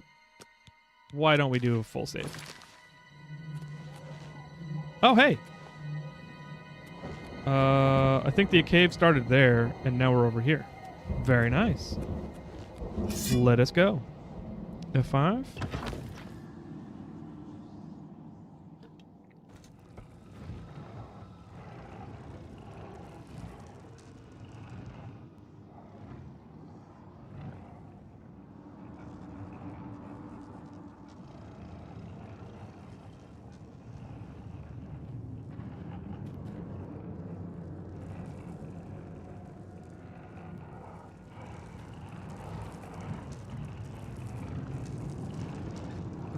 Tulin.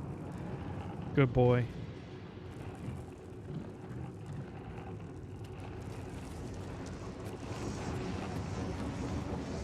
God. Neg, dang it.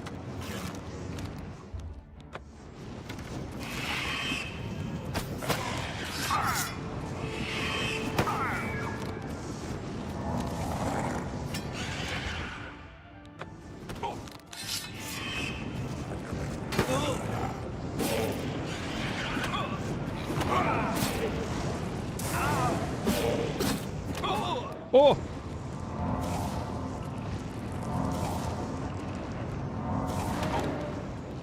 Stop it! Stop unequipping! Stop unequipping your sword, you bastard!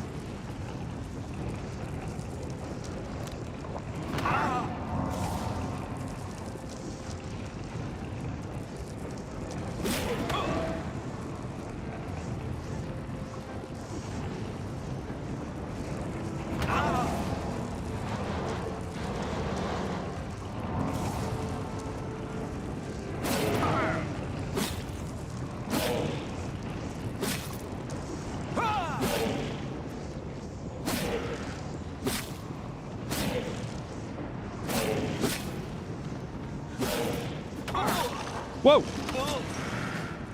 I did not know there was a Daedrus behind me.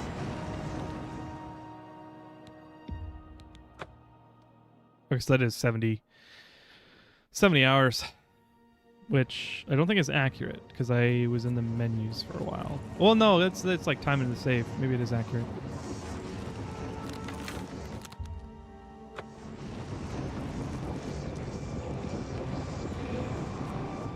Where's the Zavilia?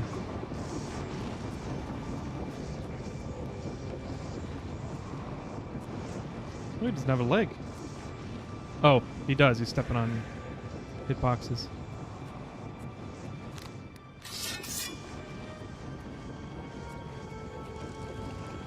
You know what? Let's use my Fortify, Health, and Chameleon. What did I name that? Oh, I've got an Invis spell. I got 35% Chameleon and 43 seconds of Invis.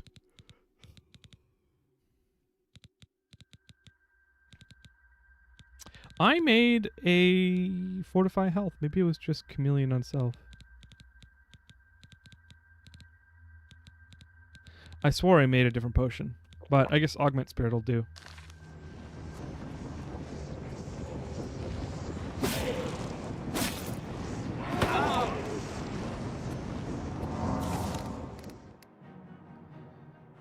Ah.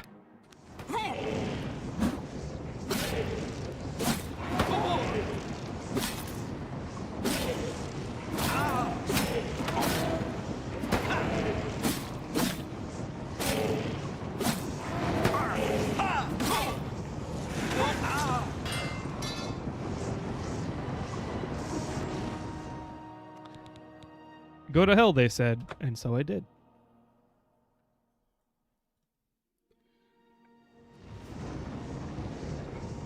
Okay, well, did I already kill the Zavilia, or is it just a random spawn?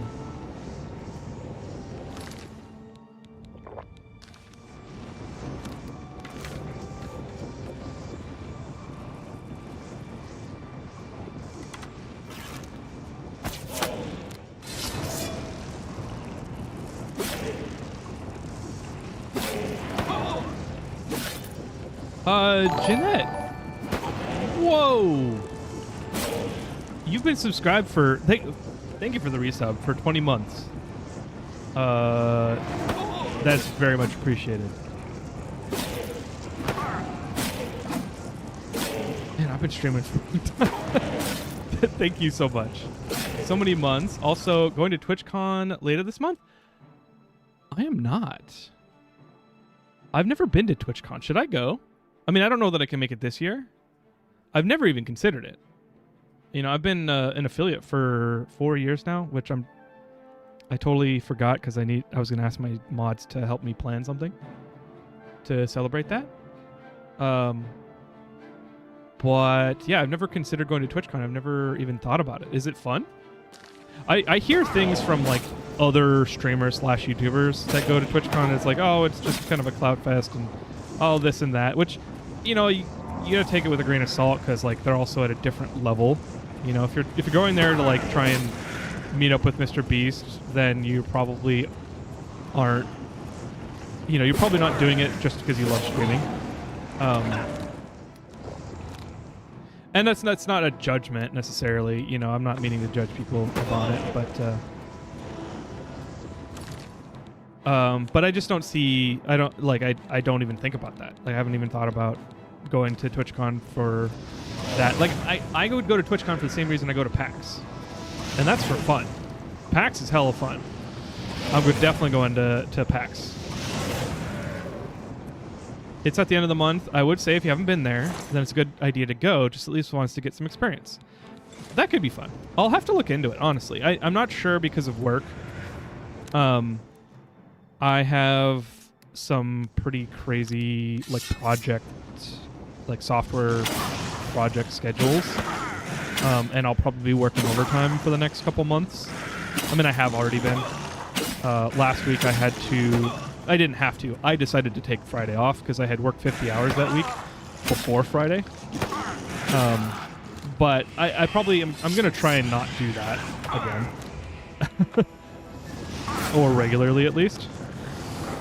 But I don't know. It sounds good. Sounds like it could be fun.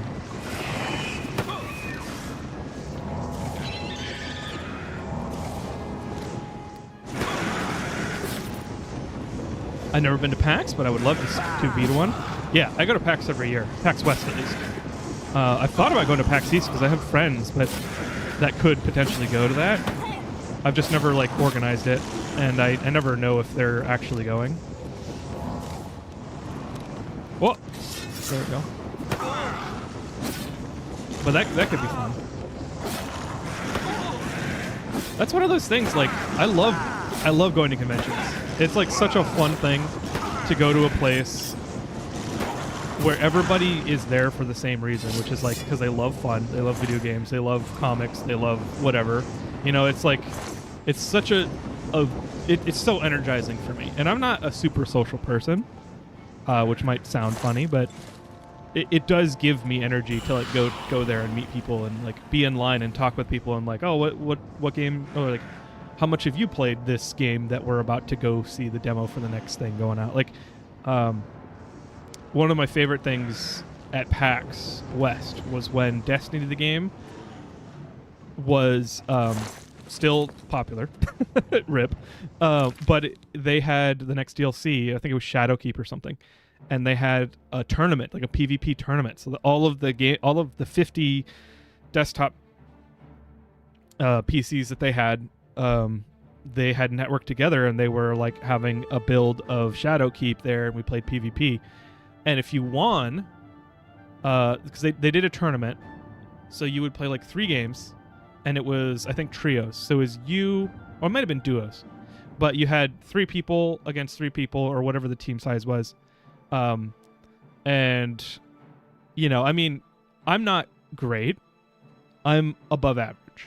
So I'm 70%, maybe 80 to 90 percentile, but I'm not top of the top.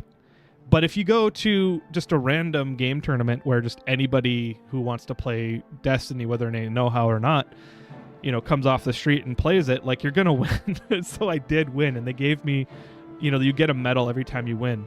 And you could get back in line and keep winning medals. And so I ended up doing that 4 or 5 times. I was just yes, I'm good. I feel like I'm good, even though, you know, I'm not. But it was fun. Sounds like they went all out. PvP tournament is hard to do live. Yeah. Well, it was demos. They just networked demo machines. And they had a build. And Bungie's pretty good about, you know, that kind of technical capability. Because of all the pressure on stage and such. Yeah. Well, it was their booth at PAX. So they weren't on stage, but certainly I felt more adrenaline than I would have if I played Trials at home, which is the ranked or competitive mode. Being next to a person you don't know and clutching. I had one of the Bungie guys like guys, I had one of the Bungie staff like watching me as I was playing, and I had played a lot of Destiny. I think I've played 1,800 hours of Destiny over like 5 years. So like I was able to do things that looked cool, and he was like, I bet that felt good after I won. And I was like, yeah, it did. Because I was like shaking with adrenaline afterwards. But that kind of stuff, like that doesn't happen every year. But I did get to see, like, the year that Baldur's Gate 3 came out. I got to go to the Baldur's Gate booth, and they had Astarion and the Mind Flayer walking around. They had a Shadowheart cosplayer as well, like professional cosplayer. Is very good. That's too many. That is many hours of Destiny.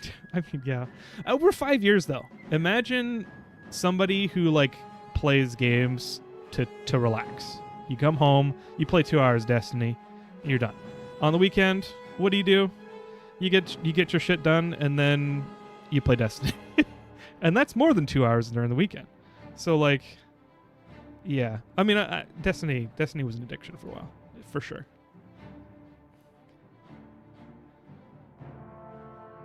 Works comes first. Your work is being a programmer of some sort? Yes, I am a software developer of a type that I haven't really talked about. It's very demanding, but it's also doing a lot of good, I think. Cat cam, that's the thing I was looking for. Okay. Oh, right. Beast of Burden is the spell that I can now cast, which is 250 health, or feather. And that's very nice. Is this entrance? No. Okay.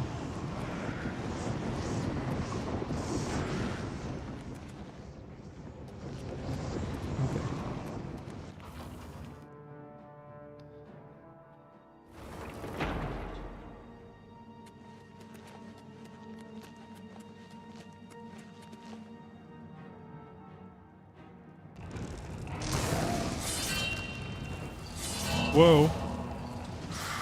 Okay, that's a lot of people. Let's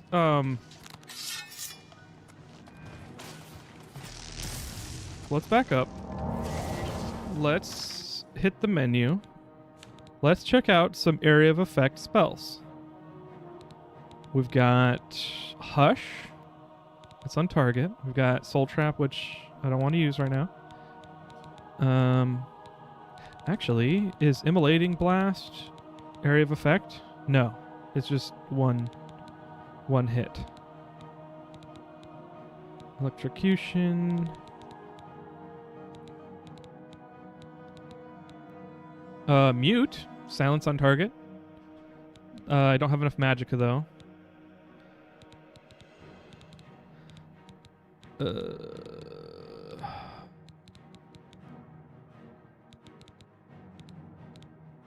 Nah. Looks like I don't have anything really to deal with them. So I guess it's back to poisoning for me.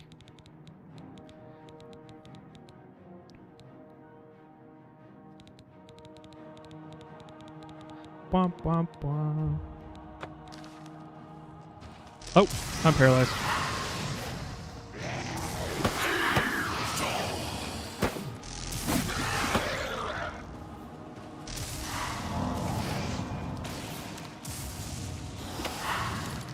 I am out of poison in my quick wheel. Let's equip Fuck You Floss. Fuck You Frost. Fuck You Shock also works.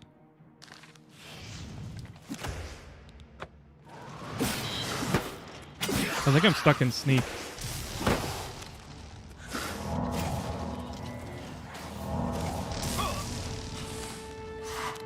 Stop unequipping.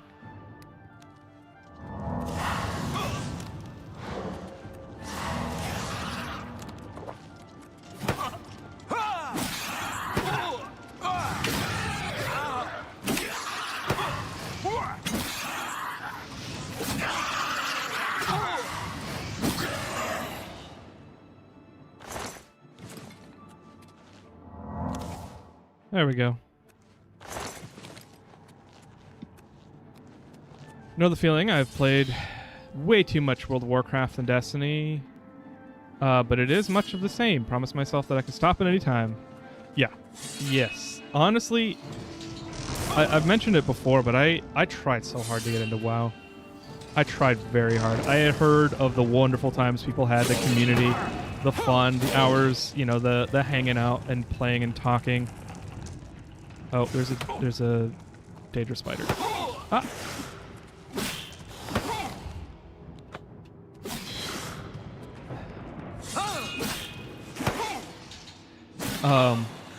But I never could find a group. And I think it was more than that. People who I did know that played, they never had time to like level a character with me. They were nice to include me, but like they just kited me, and so it was the most boring thing in the world. And so I never got hooked.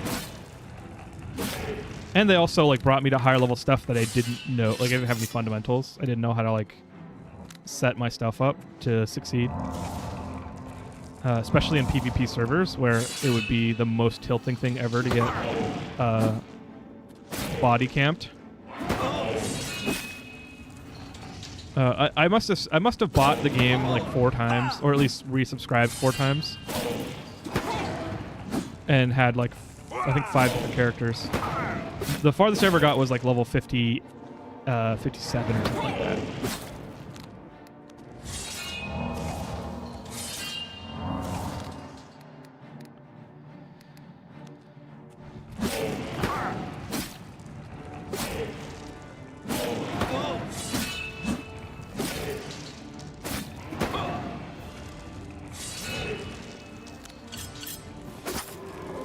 Got him.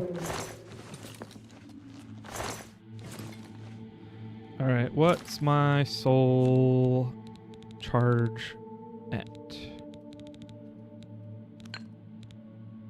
Nothing. Cool.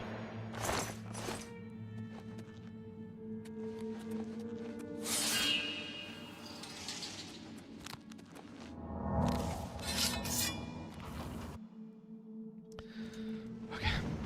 Oh!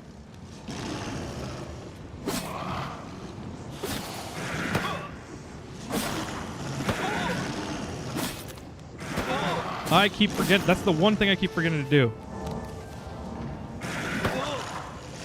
Is repair my stuff.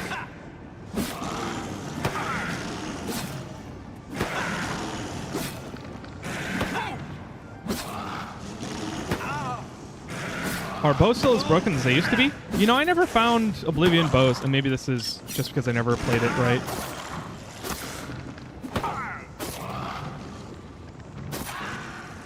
There we go.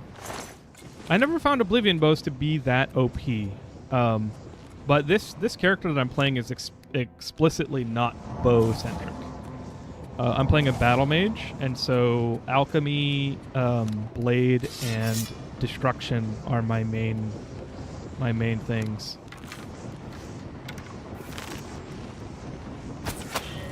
Whoa.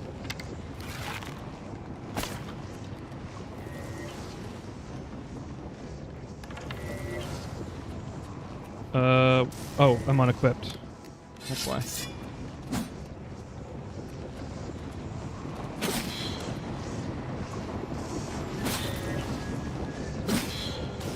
Enchant the bow, use enchanted arrows, poison arrows. Yes. Oh, sure. Yeah, you can do the same. You can do the same with blade as well, which is what I've kind of been focusing on. Ah, frick.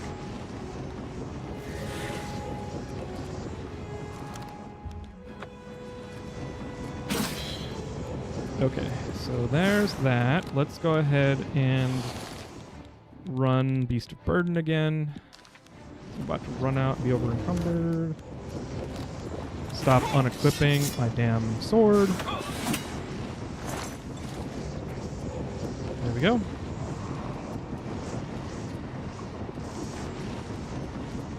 Repair. Thank you. Holy shit. That's so clutch. Thank you. How do you know me so well? It's like I'm streaming publicly. every week for several hours. Repair. Repair.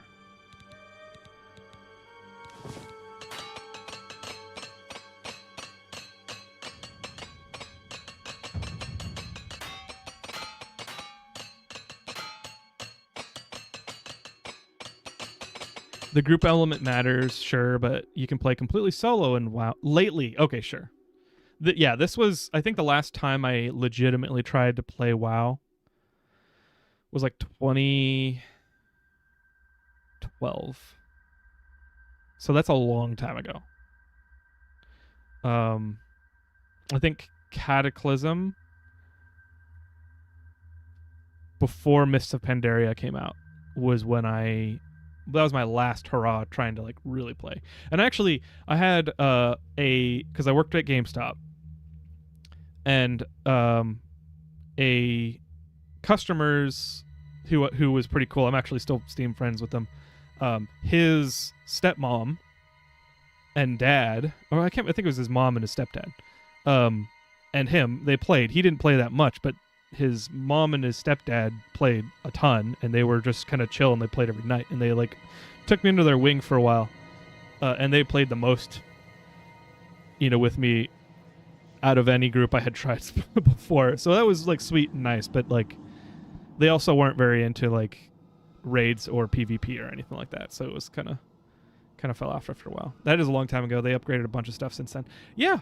I mean, I've tried a bunch of MMOs since then. I'm not sure that I actually enjoy MMOs at all.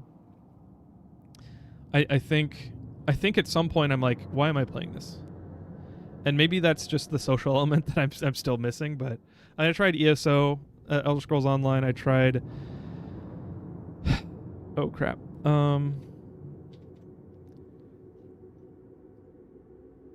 Search by MMO. I tried Lost Ark. I tried Elder Scrolls Online. I tried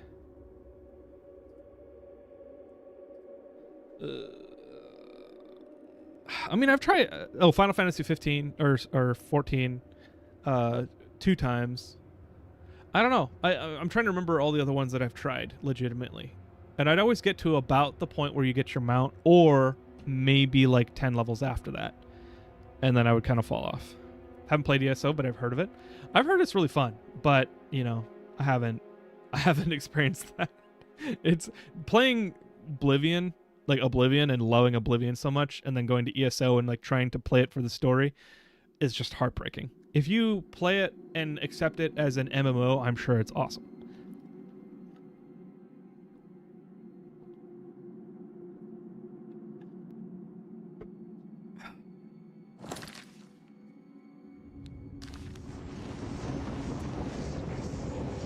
All right.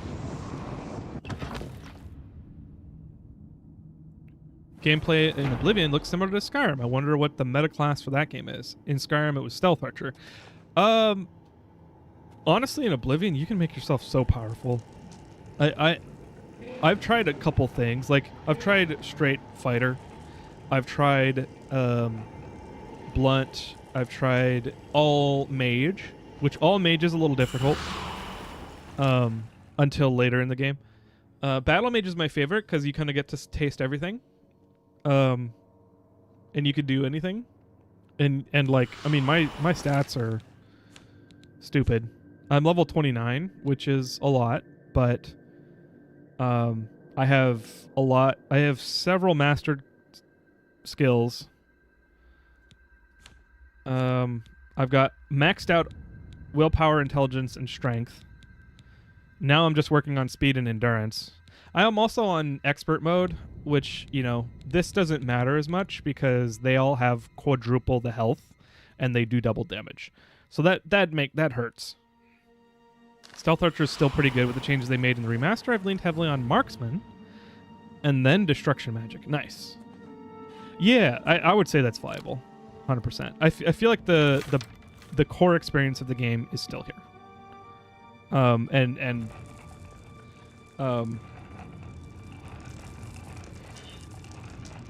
I don't remember where I was going with that. So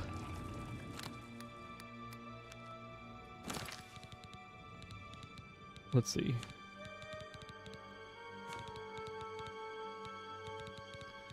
Flame Tempest. Oh, Flame Tempest was area of effect. Damn it. I'm out of arrows. Let's fix that.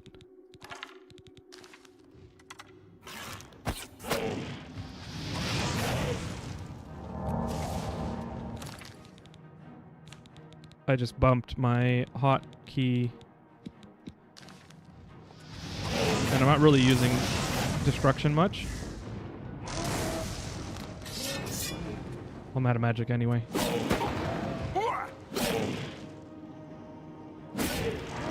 I could probably very easily kill things with magicka if I just pop a magicka potion.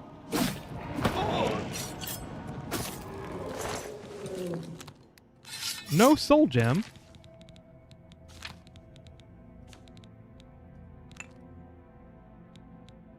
Okay.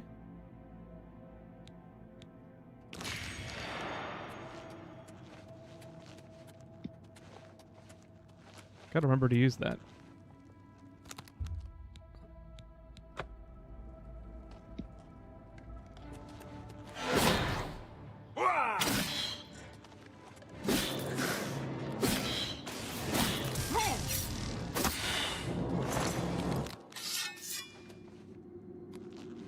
Okay. My meta for Skyrim was, oops, all explosions. Yeah. That's funny.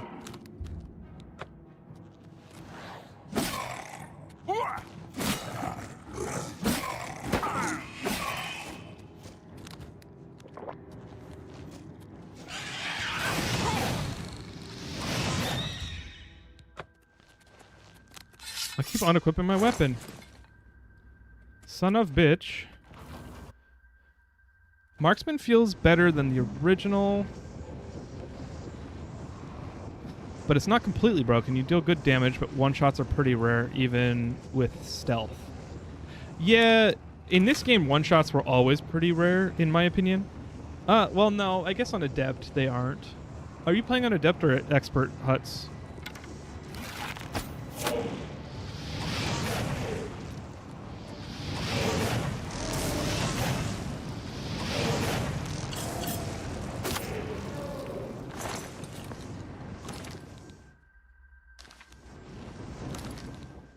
Got something stuck in my eye.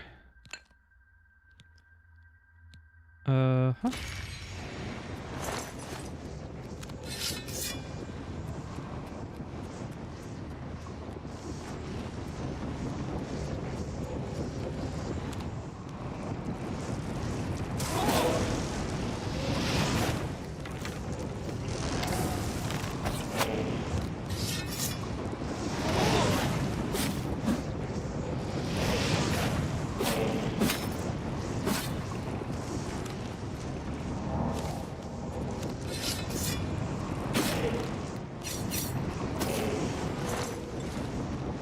Man, when I'm not forcing myself to do blade, things go a lot faster.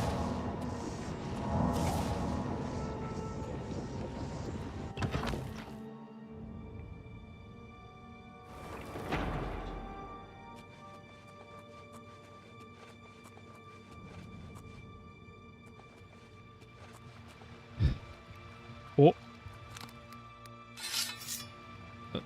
Let's do a little sneaky.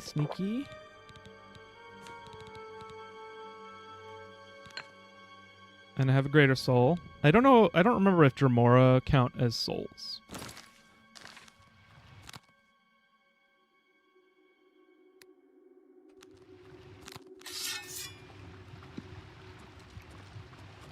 How you seeing me, bro? How you seeing me?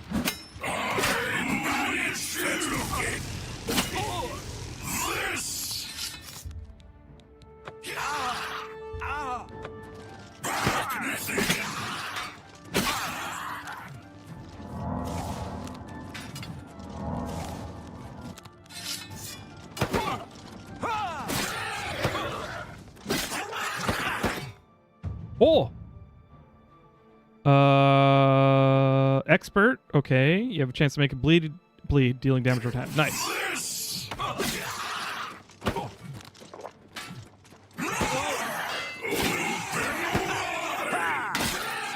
trophies nothing. Best blood sack. I keep on swinging at the wrong times.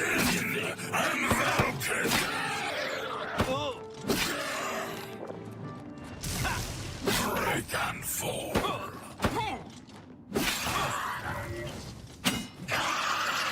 Yield slave. Feed me, Lord. Really? Oh, he's just... One thing when you're on expert, which if you've seen my stream, you've seen me do it, but damage fatigue is like super overpowered at high levels, or at the beginning with expert. Like that guy falling down, they've got pretty good fatigue, but early on in the games, like once he does that, you can just wail on him.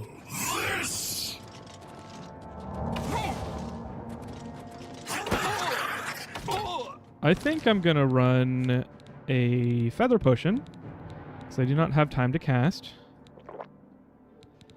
I also... I'm gonna do a little bit of Magicka Fatigue Shield.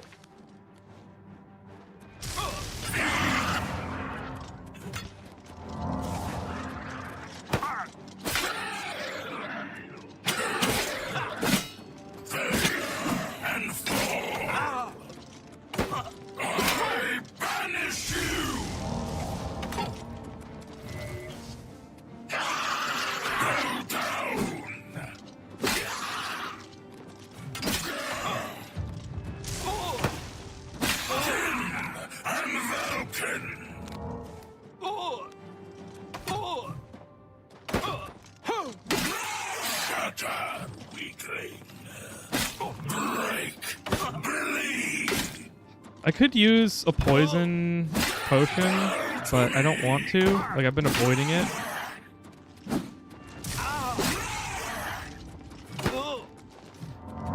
Because I'd have to make more. And I guess I don't have to make a complex potion, but like I've been making multi-effect potions lately. And I make a bunch of them at once, and when I run out, I'm like, oh man, I have to go spend a bunch of time again.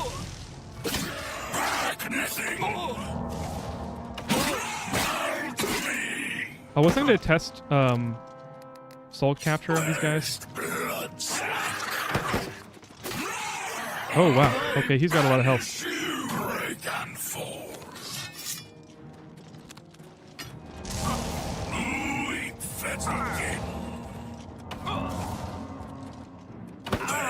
Blood sack.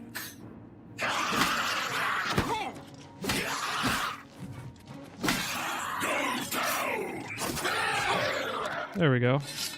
No soul gem. Okay, so they're black souls, unfortunately.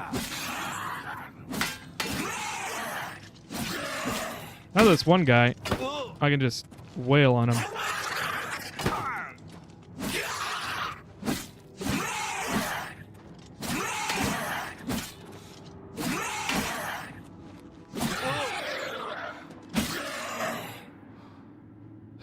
Was it worth it?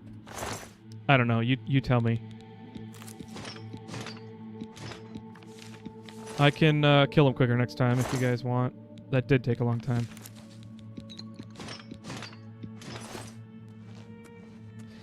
Okay.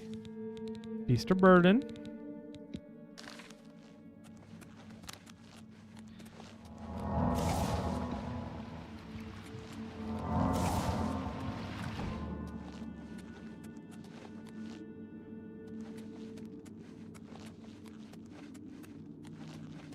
I'm up on expert.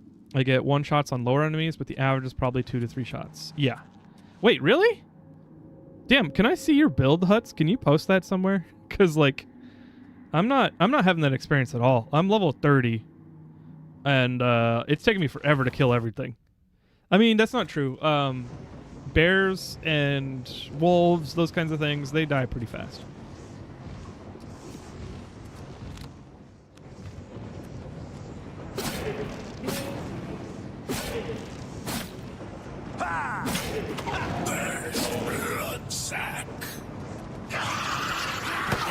All right. All right. All right. All right, dudes.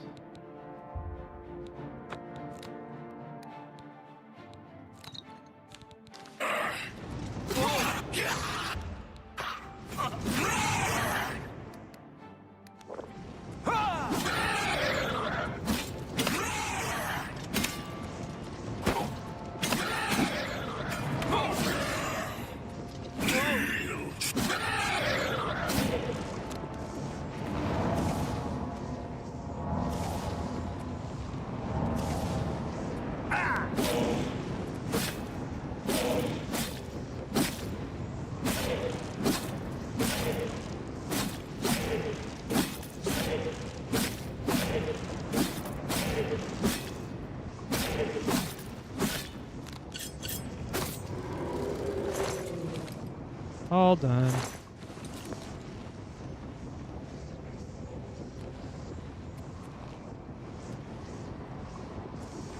Where's the other guy? Didn't I kill two? Two Dremora? Oh, his body really does break down. That's cool. I'd want to take, like, his torso or something, put it on my shelf. Of the Storm Atronach. Don't be clipping that.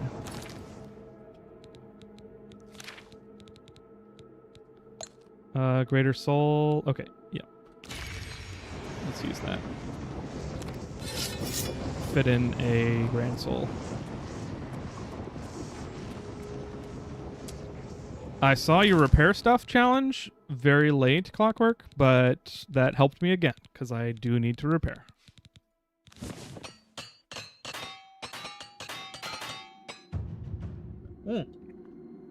I can repair beyond maximum durability.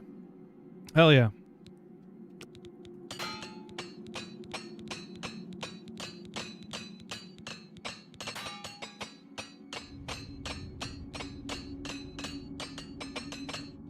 You know, I better repair the stuff that I'm using first. I kind of miss the ridiculous Oblivion flop when things died. It's still around. It's not as, you know, quite as crazy, but it's certainly there's still moments. I've seen lots of like reels and shorts that people have captured from what's it called? Well, from remastered Oblivion, and it's still pretty funny. I'm out of repair. I think it's time to finish this Oblivion gate. Let's do that.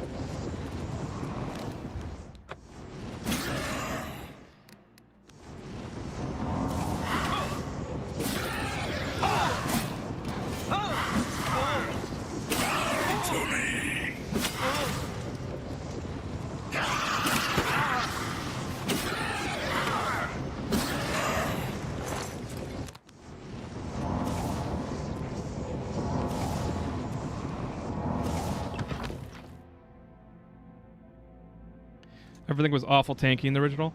Yeah, I'm sorry, I didn't see your comments, Feltonix.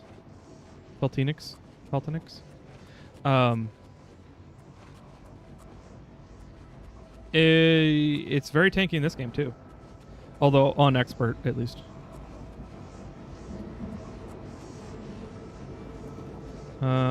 Let's see. Can I do a greater life detection, please?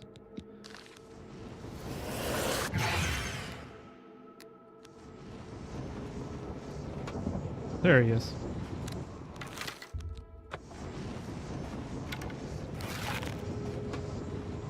I don't know what it is, but I'm assuming it can be poisoned. Yes, it can.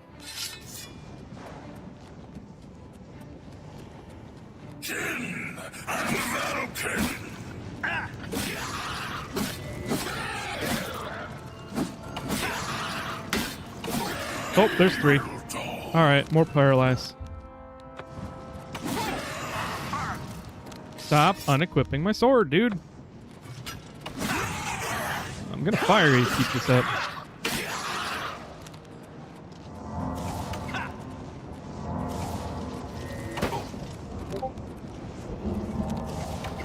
No!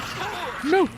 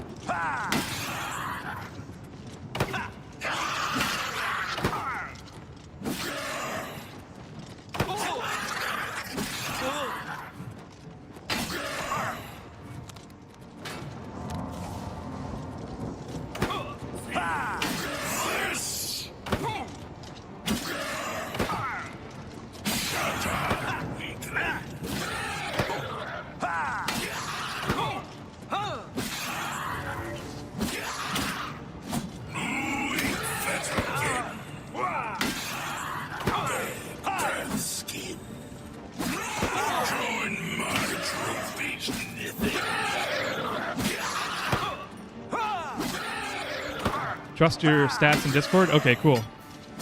Thank you. Appreciate it. I'd like to know what I'm doing, not necessarily wrong, but how I can make my build better, because, you know, I'm sure protracted battles that take 5 minutes in stream are very fun to watch.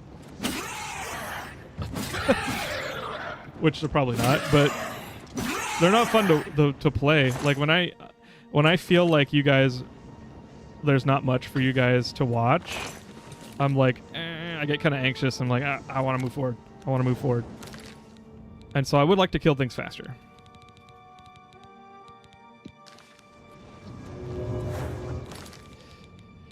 Rat Pack Validator 1. Rat Pack Validator 2. Rat Pack Validator 3. And I'll take everything with me.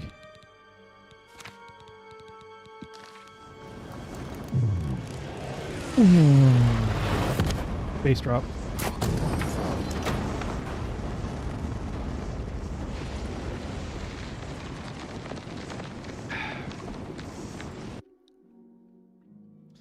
Doesn't seem nearly as bad.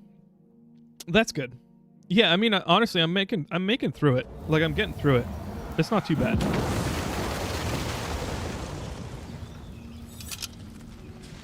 When I'm playing offline, I have no problem with the length of, or you know, the time. Paint horse.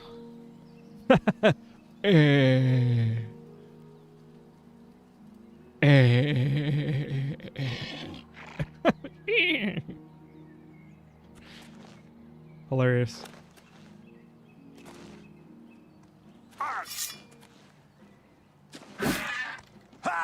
White skin gobble skirmisher.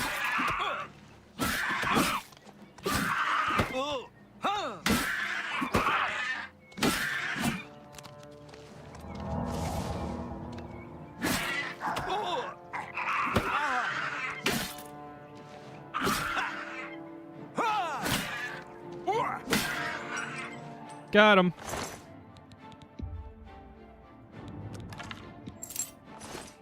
Wait, I don't need iron arrows. 180, holy shit, dude. I wonder if that's a bug.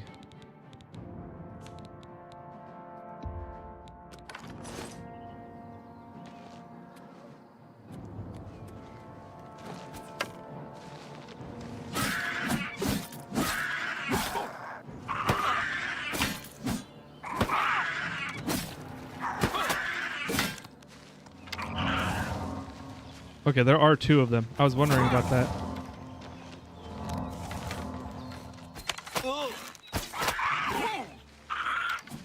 Three of them.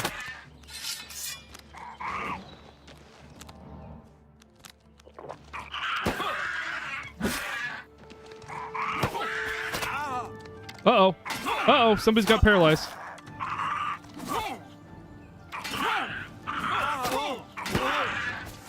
No. That was a very long paralyze. I might have to take those guys a little more seriously. Now my big downside, if they're close, my fights take a while. I rely on speed and athletics to maintain distance and shoot, otherwise I'm scrambling. Oh, okay. I'm like up and close.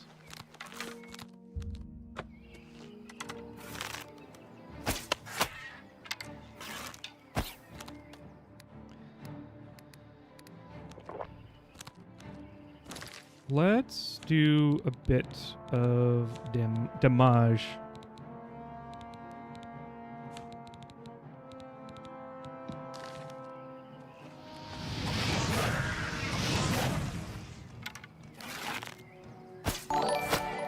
Whoa! Kira? Is that how you say your name? Welcome, and thank you for the raid. How are you guys doing? Mods, please give a shout out to Kira.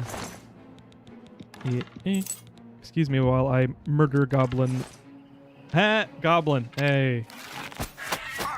Damn it. This guy's got the paralyzed darts. Okay. Thank you, Clockwork. Do you have weakness to magic on your weapon? That should help if you're using damaging effects. Yes. Yes, I do. I've got 30 seconds of weakness to damage to magicka on my bow.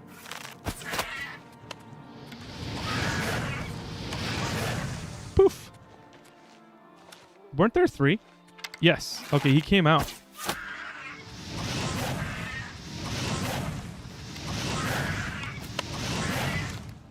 Since there's just one, let's finish him off the slow way. So, Kira, thank you for the raid. If you need to hang out, if you need to head out, that's fine. Please take care of yourself. I often stream past my... Well, I don't actually have like a scheduled amount of time I stream. I'm so tired after streams. So I know how it feels. So please take care of yourself. Go hydrate, go eat.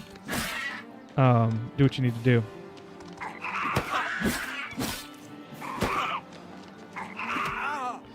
Let's... Oh, am I silenced? Oh, no. There we go.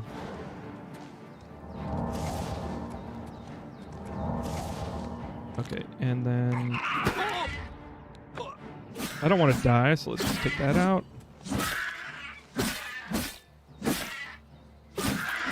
There we go.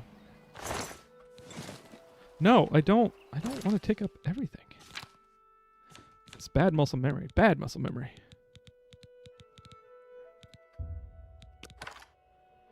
Uh, 367 steel arrows. I do not need. Oops. Dwarven arrow.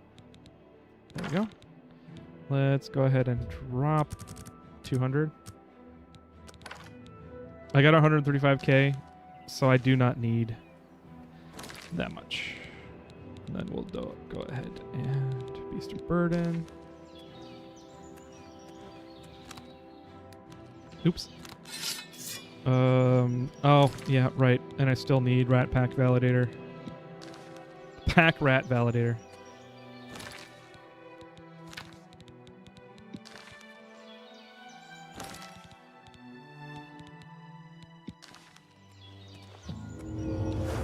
I need more than 3 Pack Rat Validators.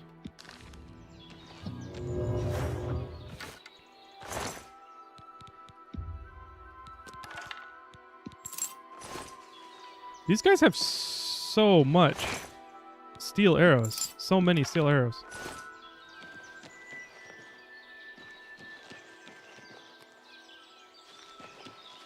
I better warp to town.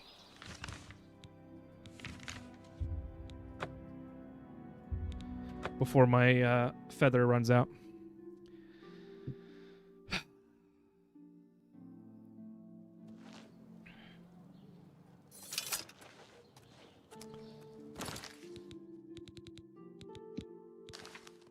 Spare a coin. Do you know if anyone has tested Goblin Wars to see if they're still a thing? I don't. I don't really remember what you're talking about either. Honestly, that was honestly when this game came out, I was not online very much, like socially. I didn't post to forums. I didn't check things. Like I didn't read news. The only thing I really used the internet for in 2005 was like school and Flash games.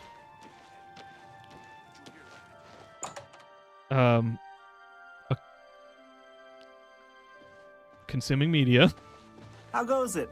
Greetings, fellow. Good day. and that was about it in video games. Anyone looking for... Always keep your magical equipment charged. So like in terms of like memes and like widely known things, like I just it went over my head. Can I interest you in some of my wares? There are 4 tribes of goblins in Oblivion. If you steal their totems and drop them in opposing tribes' caves, they will go war with each other to get their totems back. Oh, I did not know that. I mean, I have a goblin totem staff, but I haven't been attacked by any goblins for having it.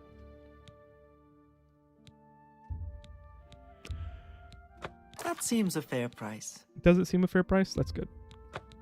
Because I haven't enchanted you at all. That seems a fair price.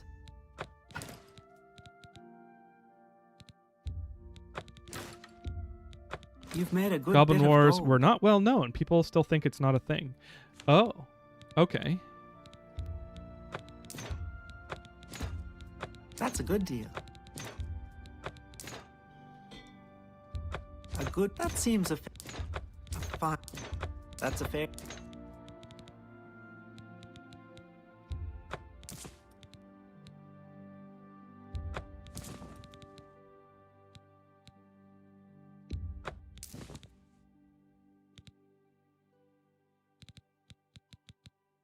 Oh, I forgot about 4 and feather balloons. It's my ring for feather. I mean, it's only, what, 50 points? But it would save me 100 points of, like, at least 1 cast of Rat Pack Validator.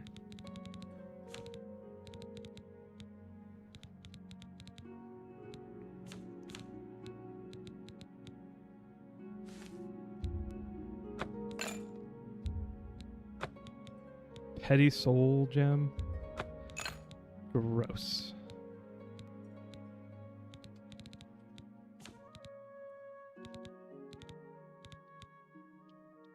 Claymore of Blizzards? I think I sold that.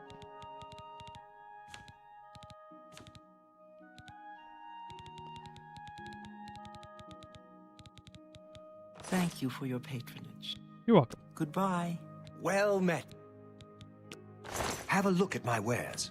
I'm sure there's something to suit you.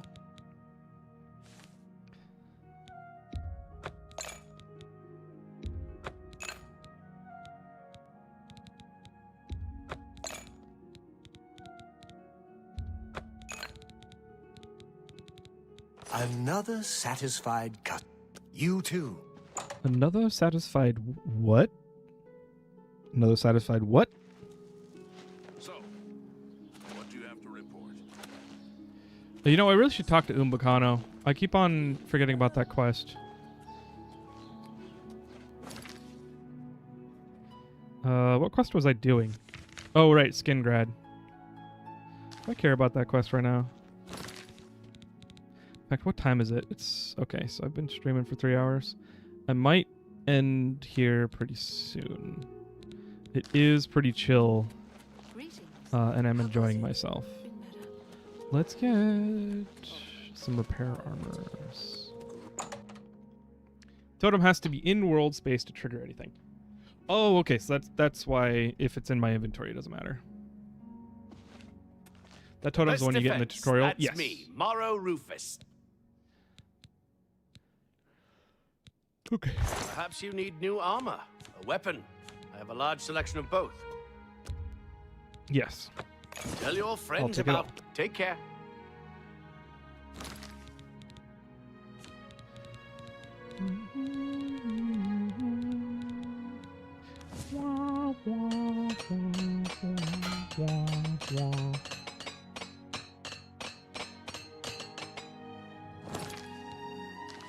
Cool. I was thinking about switching to, once I like max out light armor, I was thinking about switching to heavy armor, just so I have more things to level up for global levels. He'll train you in how to use heavy I armor. might skip ahead though. Wait, If you can. I've heard others say the same. There's a new Go ahead, please. who will train me? There's a new ship moored up in the waterfront district. There's a new ship. Dang it. Good day. It's probably Hieronymus have pity, Rex. Sir. I got nothing to eat.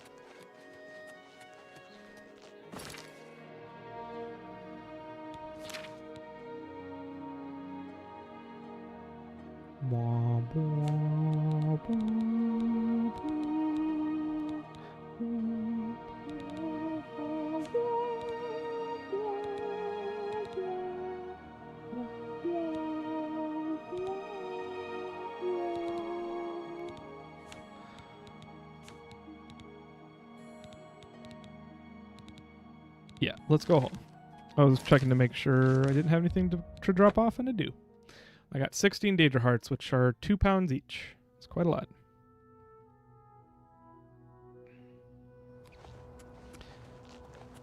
I can't decide if the horse is faster or not right now. It certainly doesn't feel like it.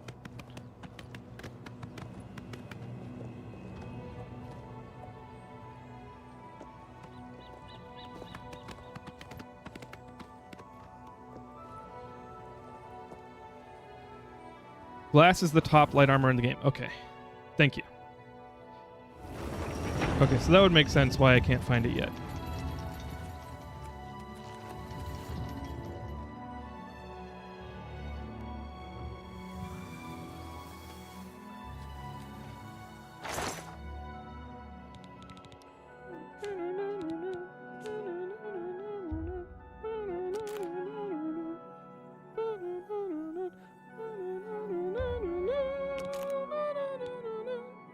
Sorry.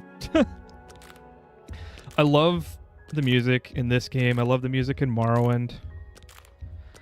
It just gets in my head and makes me happy. Honestly, I forget who. Oh, you know what? I was watching a Healthy Gamer stream. Oops.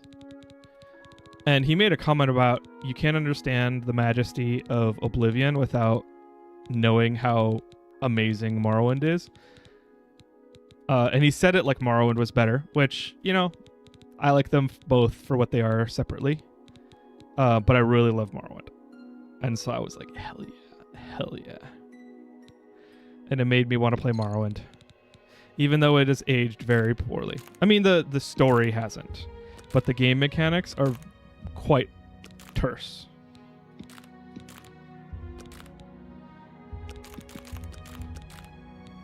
Oh, you know what? I should probably... I've run out of poisons. That's odd. I found glass armor already. Are items drops tied to skill levels or your main level? Probably skill level in that armor. When I saw another streamer play Morrowind, the music made me need to play the game. Yes. Yes. And every time, like, when they released Skyrim and they had Morrowind music in it, I was like, oh, I love this game. But, yeah, Morrowind is just so amazing. And it like, enchanting in Skyrim made me want to enchant in Oblivion. And enchanting in Oblivion makes me want to enchant in Morrowind. I remember... Well, I guess I think I modded it. I made a mod with...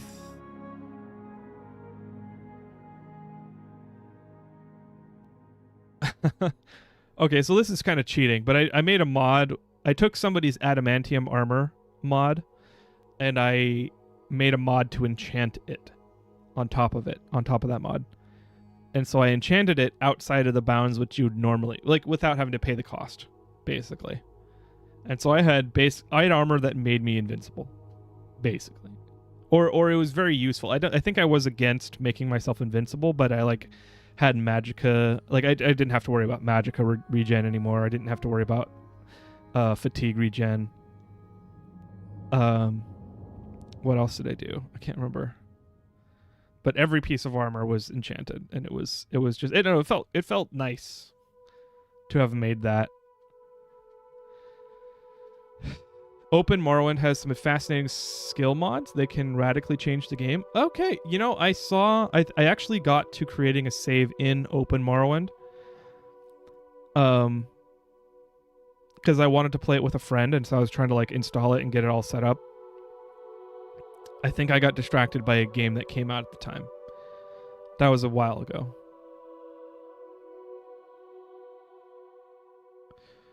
I'll have to go check on it. I've been following and I've been following very closely more Oblivion and the Skywind projects. Skywind more because I think that one is that one's bigger. Kind of makes you wonder what's going to happen. Like, are they working on a Morrowind remaster? Because that would be nuts. That's a big effort, though. All right, I think I'm not gonna make you guys sit here and watch me make potions,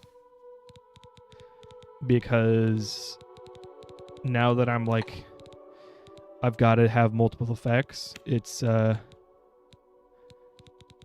lot. So like negative, we got damage, health, and fatigue, and magicka are the magic 3. Let's see, Daedra hearts make the potion very heavy, so I might actually sell most of those. But Daedra venom has paralyze and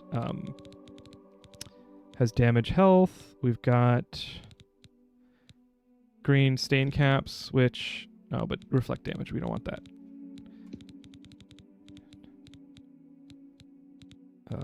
There was one really good one. I mean, Nightshade is always good. That one's got damage magic as well. So let's do Spittle Stick.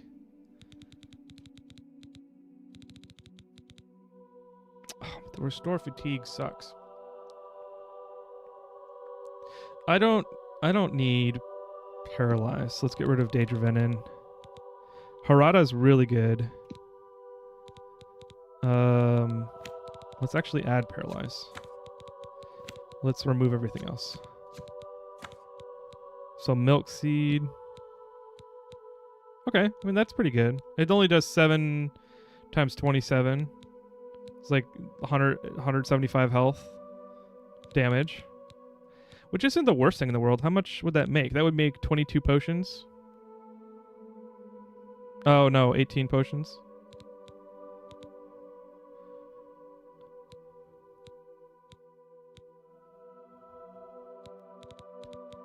Whatever.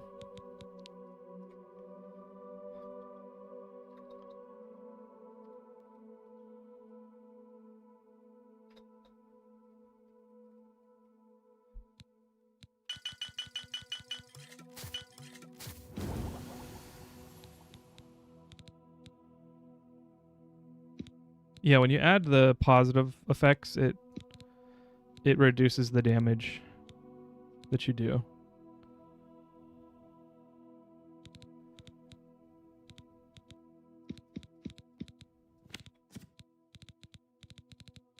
Okay, let's try damage, health. Didn't I say I wasn't going to make you watch this?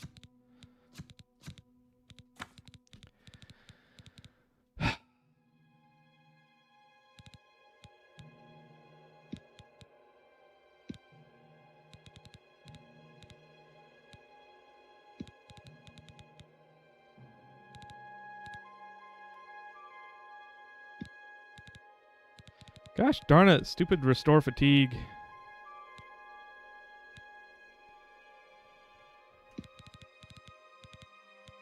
Yeah, and this is why I'm not going to make you watch it, because I have to scroll through everything. I made a script to like actually calculate everything. I pulled the all of the values for all of the possible ingredients. But the problem is there's a lot of special ingredients that have their own form IDs in the game binaries, and form IDs are like mutative. IDs that you have to build based on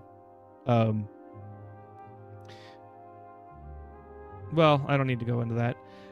Anyway, there's two, just by the number of items that have some difference, there's too many. And so even if I like try to calculate, well, what will give me damage health, damage fatigue, and paralyze, and no positive effects, I'll still get a lot of junk because of how many extra items, like non-standard special like quest items and other things there are. And I guess I could go through and actually just prune those from the list. I wonder if I could find like a property. I doubt it. Maybe if I scrape TES, the TES wiki, and use that to build a special property for the non-standard items. But I did scrape the wiki, but I pulled everything in. I wrote a Python script to pull the wiki and then build a database, like a small database. What I was thinking is that I could read the save, but I have to read like binary data because it's a binary, and I've seen that people have done it, and so maybe there are paths already traveled for that. Like the re-enabling achievements mod is actually just a Python script, and I looked at it, and they were reading the binary data, and so I was like, hey, like if I could use their method and start scraping and poking around, I bet I could find out how to do it. But I wanted to read the save. I wanted to read my save and look at the inventory and just get my active inventory like contents, and then I would use that as the filter, because I wrote my script to be able to handle all kinds of things, like filters of what ingredients you can use, what effects that you're trying to get, what effects you don't want. And so all I need is like the pool of ingredients that I actually have, and then it'll give me exact potions for the the answers to the questions I want. Like, what can I make without having to spend too much time looking at junk results, which is what I'm doing in game and out of game in this script. So there's an Oblivion alchemy calculator. I know. I was like, I don't want to use it, but at this point, since I'm like avoiding continuing work on the script, which tells me that my motivation has died and I don't think I'm actually ever gonna get it done, maybe I'll just use the Oblivion calculator. Oh, you know what? Does the Oblivion calculator take saves? Because that's when I'll use it. If I can upload my save and it'll tell me what I can make, I'm like, hell yeah. I wouldn't have even written one line of code for that.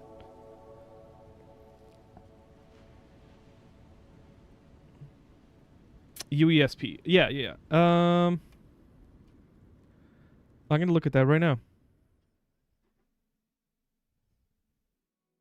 Is the music playing right now? It is. It's just quiet. Okay.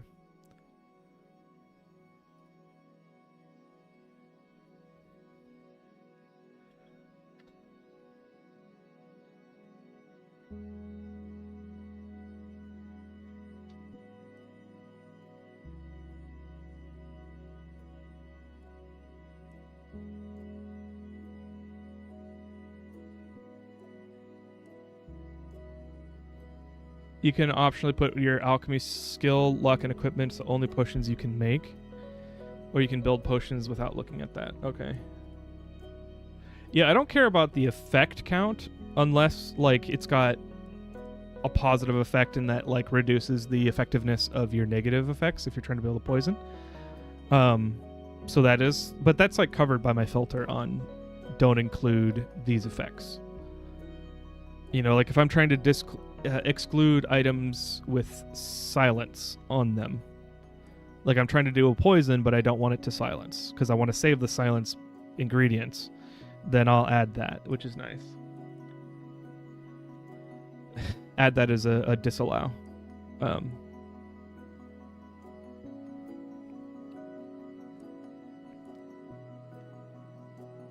Yeah, they've got something similar, but yeah. So they've made a vastly better version of my script.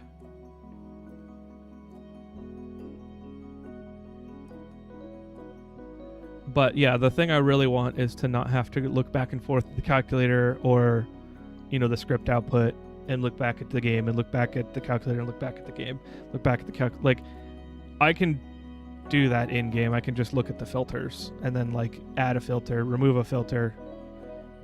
But I'm going back and forth, and that's the thing that's like boring and annoying. So I want to read the save, which I don't know. Maybe this weekend I'll get a bug and go dig into the binary data. It's not breaking TOS because I'm not modifying anything. Gosh darn Oblivion, or gosh darn ZeniMax, you jerks.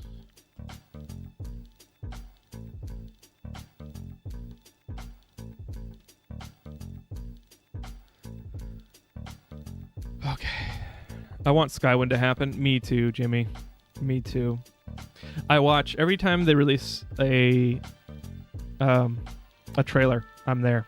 And they're like, every time they're like, we need contributors for, mesh editing. We need contributors for, dungeon final pass. We need testers for this. I'm like, if I had more brain juice, I feel like I would be happy to help. But I am what the clinicians call serially under-resourced. Although that's getting better. Now that I'm taking ADHD medication. One of the latest builds has a mod that has a character builder just like Daggerfall. You can give yourself a fear of cliff racers. Yeah. Nice.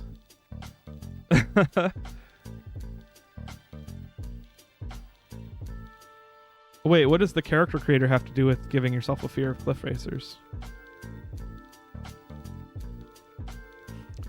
Imagine implementing the map size of Daggerfall in Oblivion. I've never played Daggerfall. I'm thinking it's going to have to happen. You can specify exact matches only. Yeah. Yeah.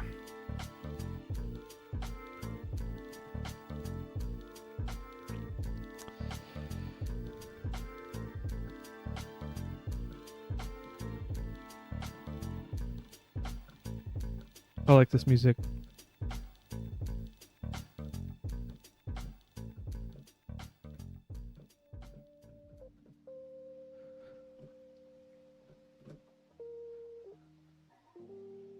Cool. Well, I'm tired. I actually did eat today, which was abnormal. But I had a day. I did get the dishwasher working and draining. If you weren't here, I ranted about dishwasher installation for like 15 minutes. I think. I hope it was only 15 minutes.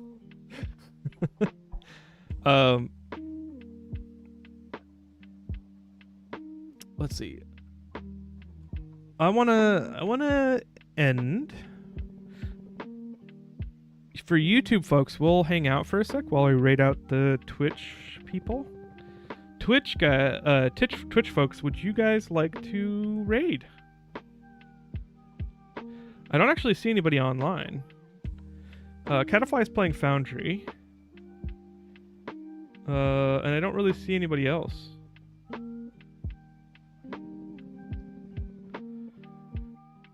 I mean, I could always raid CDog VA, but that always feels weird when you're a tiny channel and you're like raiding big people. But I mean, I like CDog VA. I watch his stuff. Like his whole Cyclothon was pretty cool this year. Make sure to take care of yourself, Krakenfall. Get some rest, hydrate, and relax. I intend to. I appreciate it. I've got void water right here. And I'll fill it up after. But thank you. You as well.